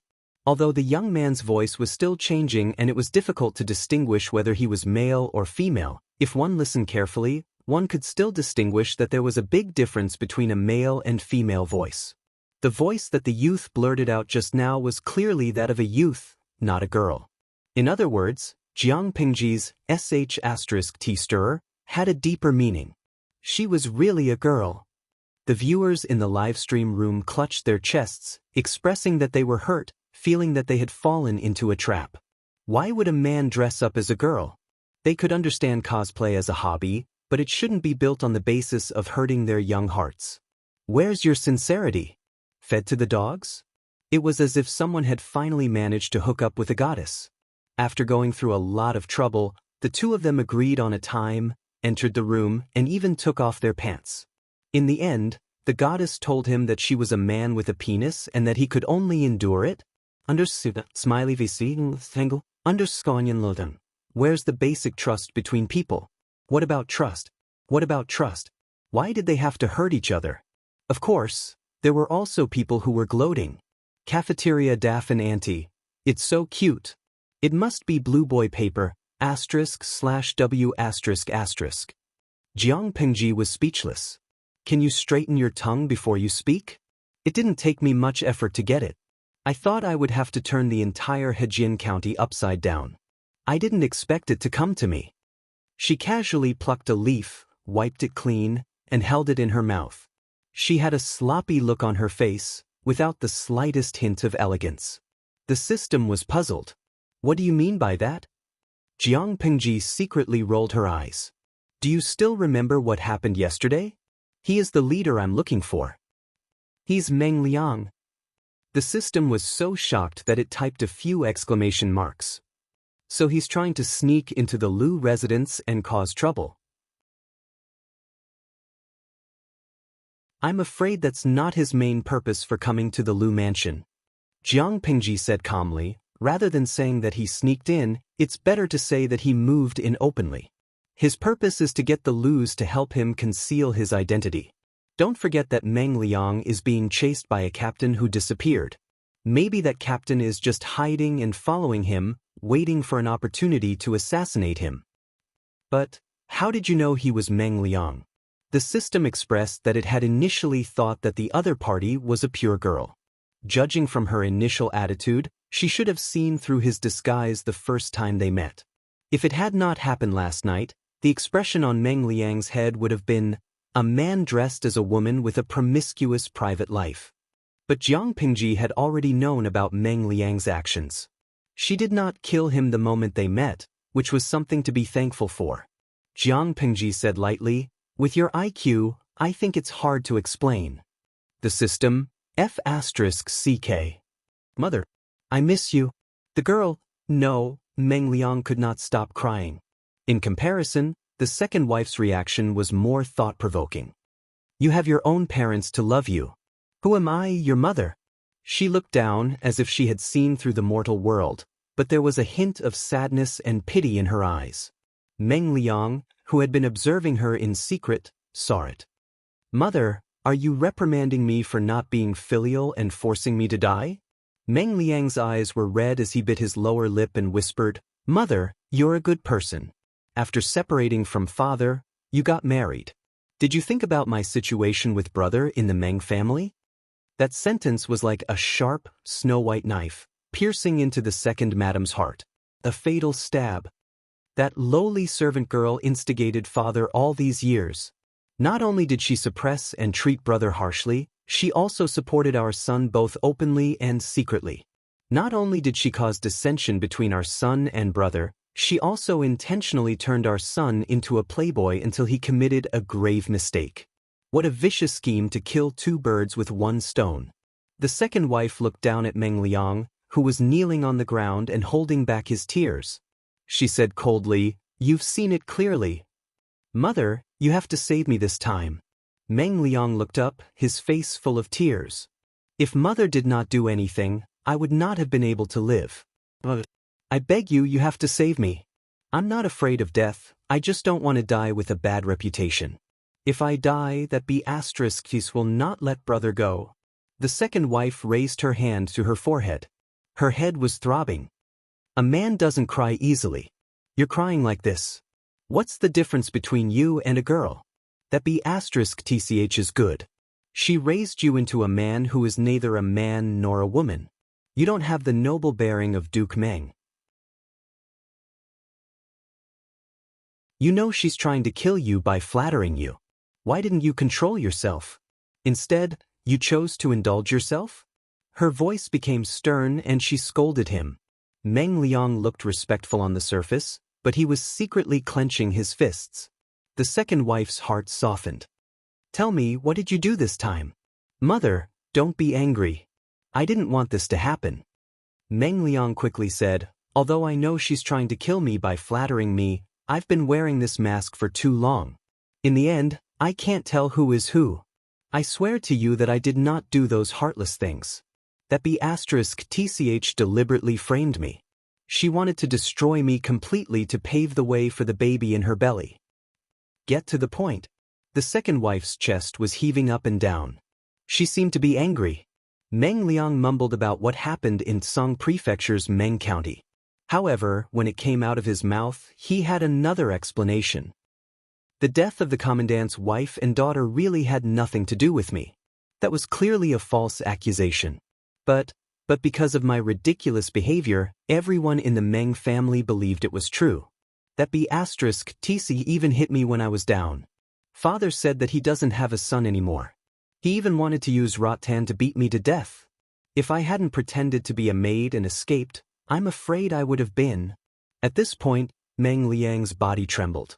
He seemed to remember the feeling of being beaten by Rattan.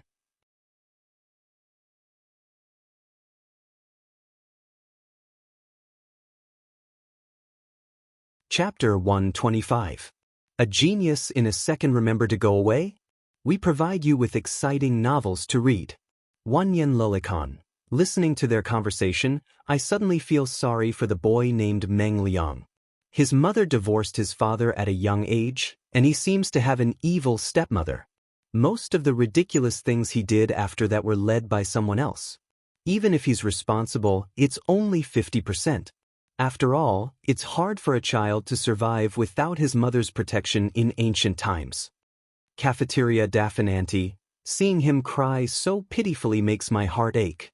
He was almost beaten to death by his father, and he had to disguise himself as a woman to escape. After escaping, he took the blame and was chased by some military officer. He's still young, just a kid. People with good looks were always more likely to receive preferential treatment.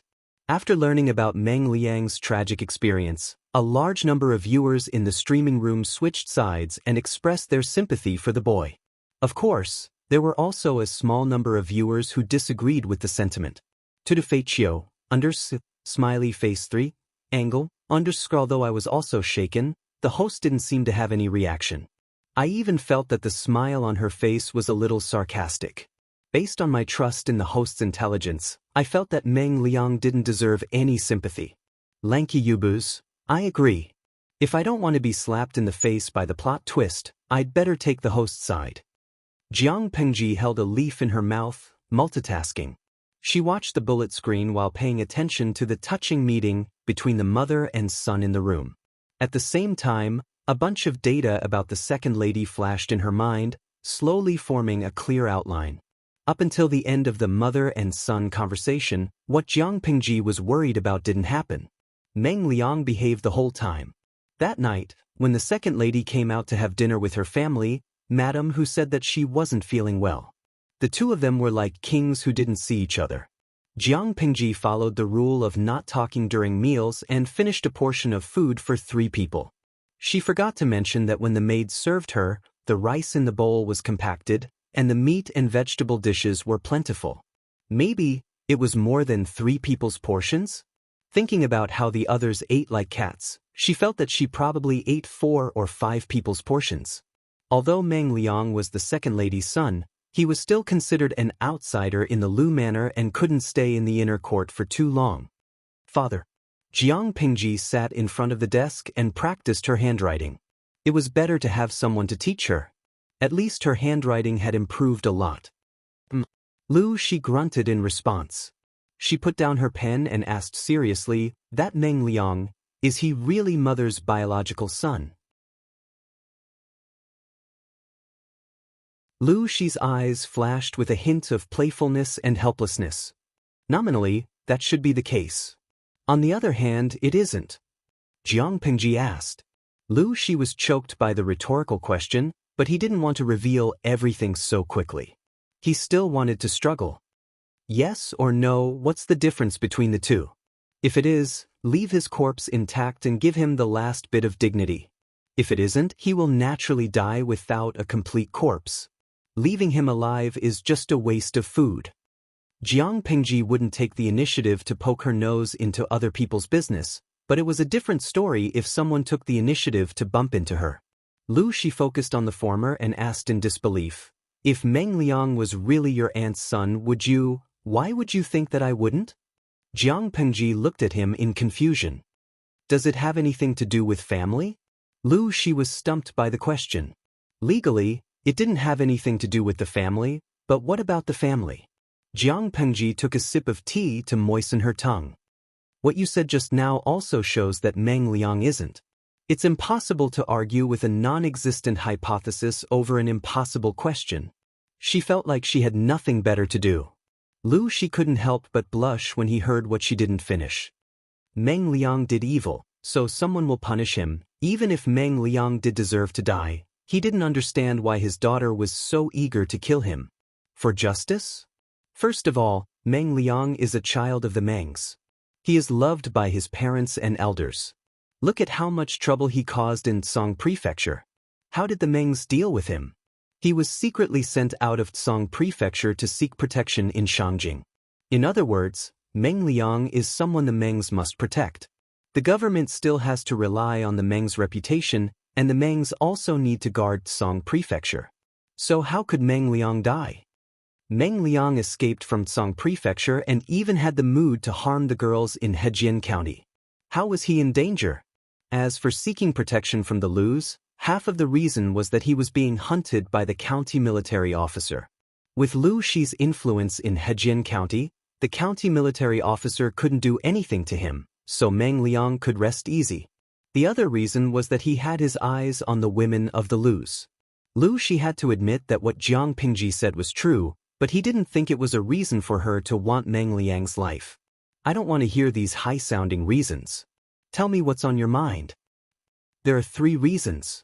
First, a cockroach jumped into my house. Can I slap it to death? Second, Meng Liang entered the house under the guise of my mother's daughter. That identity can save his life, but it can also kill him. It's a good opportunity, and I don't want to miss it. Even if someone died, it would be the second lady's niece. What did it have to do with Meng Liang? What's the third reason? Lu Shi thought that was her reason. Meng Liang is useless, but it's worth it to use his life to buy people's hearts. Jiang Pingji smiled. The corners of her eyes turned up as she smiled, which made her look more cunning. Lu Shi sat where he was in silence. Buy people's hearts? For that county military officer? It was a good deal. But Dongqing hadn't been destroyed yet. Was it a good idea for his daughter to cause trouble so early? Lu Shi had misunderstood. Was Jiang Pingji the kind of person who wanted to see the world in chaos and cause trouble everywhere? She admired the county captain. He was a courageous man. Coincidentally, Meng Liang was in her hands. Coincidentally, the troop that she was training was lacking a courageous leader. So, why not have the best of both worlds? Save the county captain, get rid of Meng Liang, and find an alpha wolf for the troop? As the saying goes, a good leader can change the atmosphere of an army.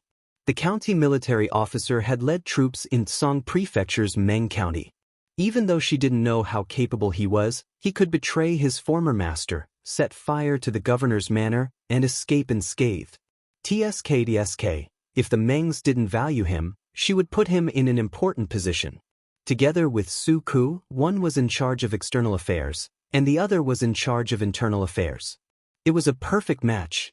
As for whether or not the other party was willing to submit, it was not a problem for him to go from a county military officer to a small leader of a small troop.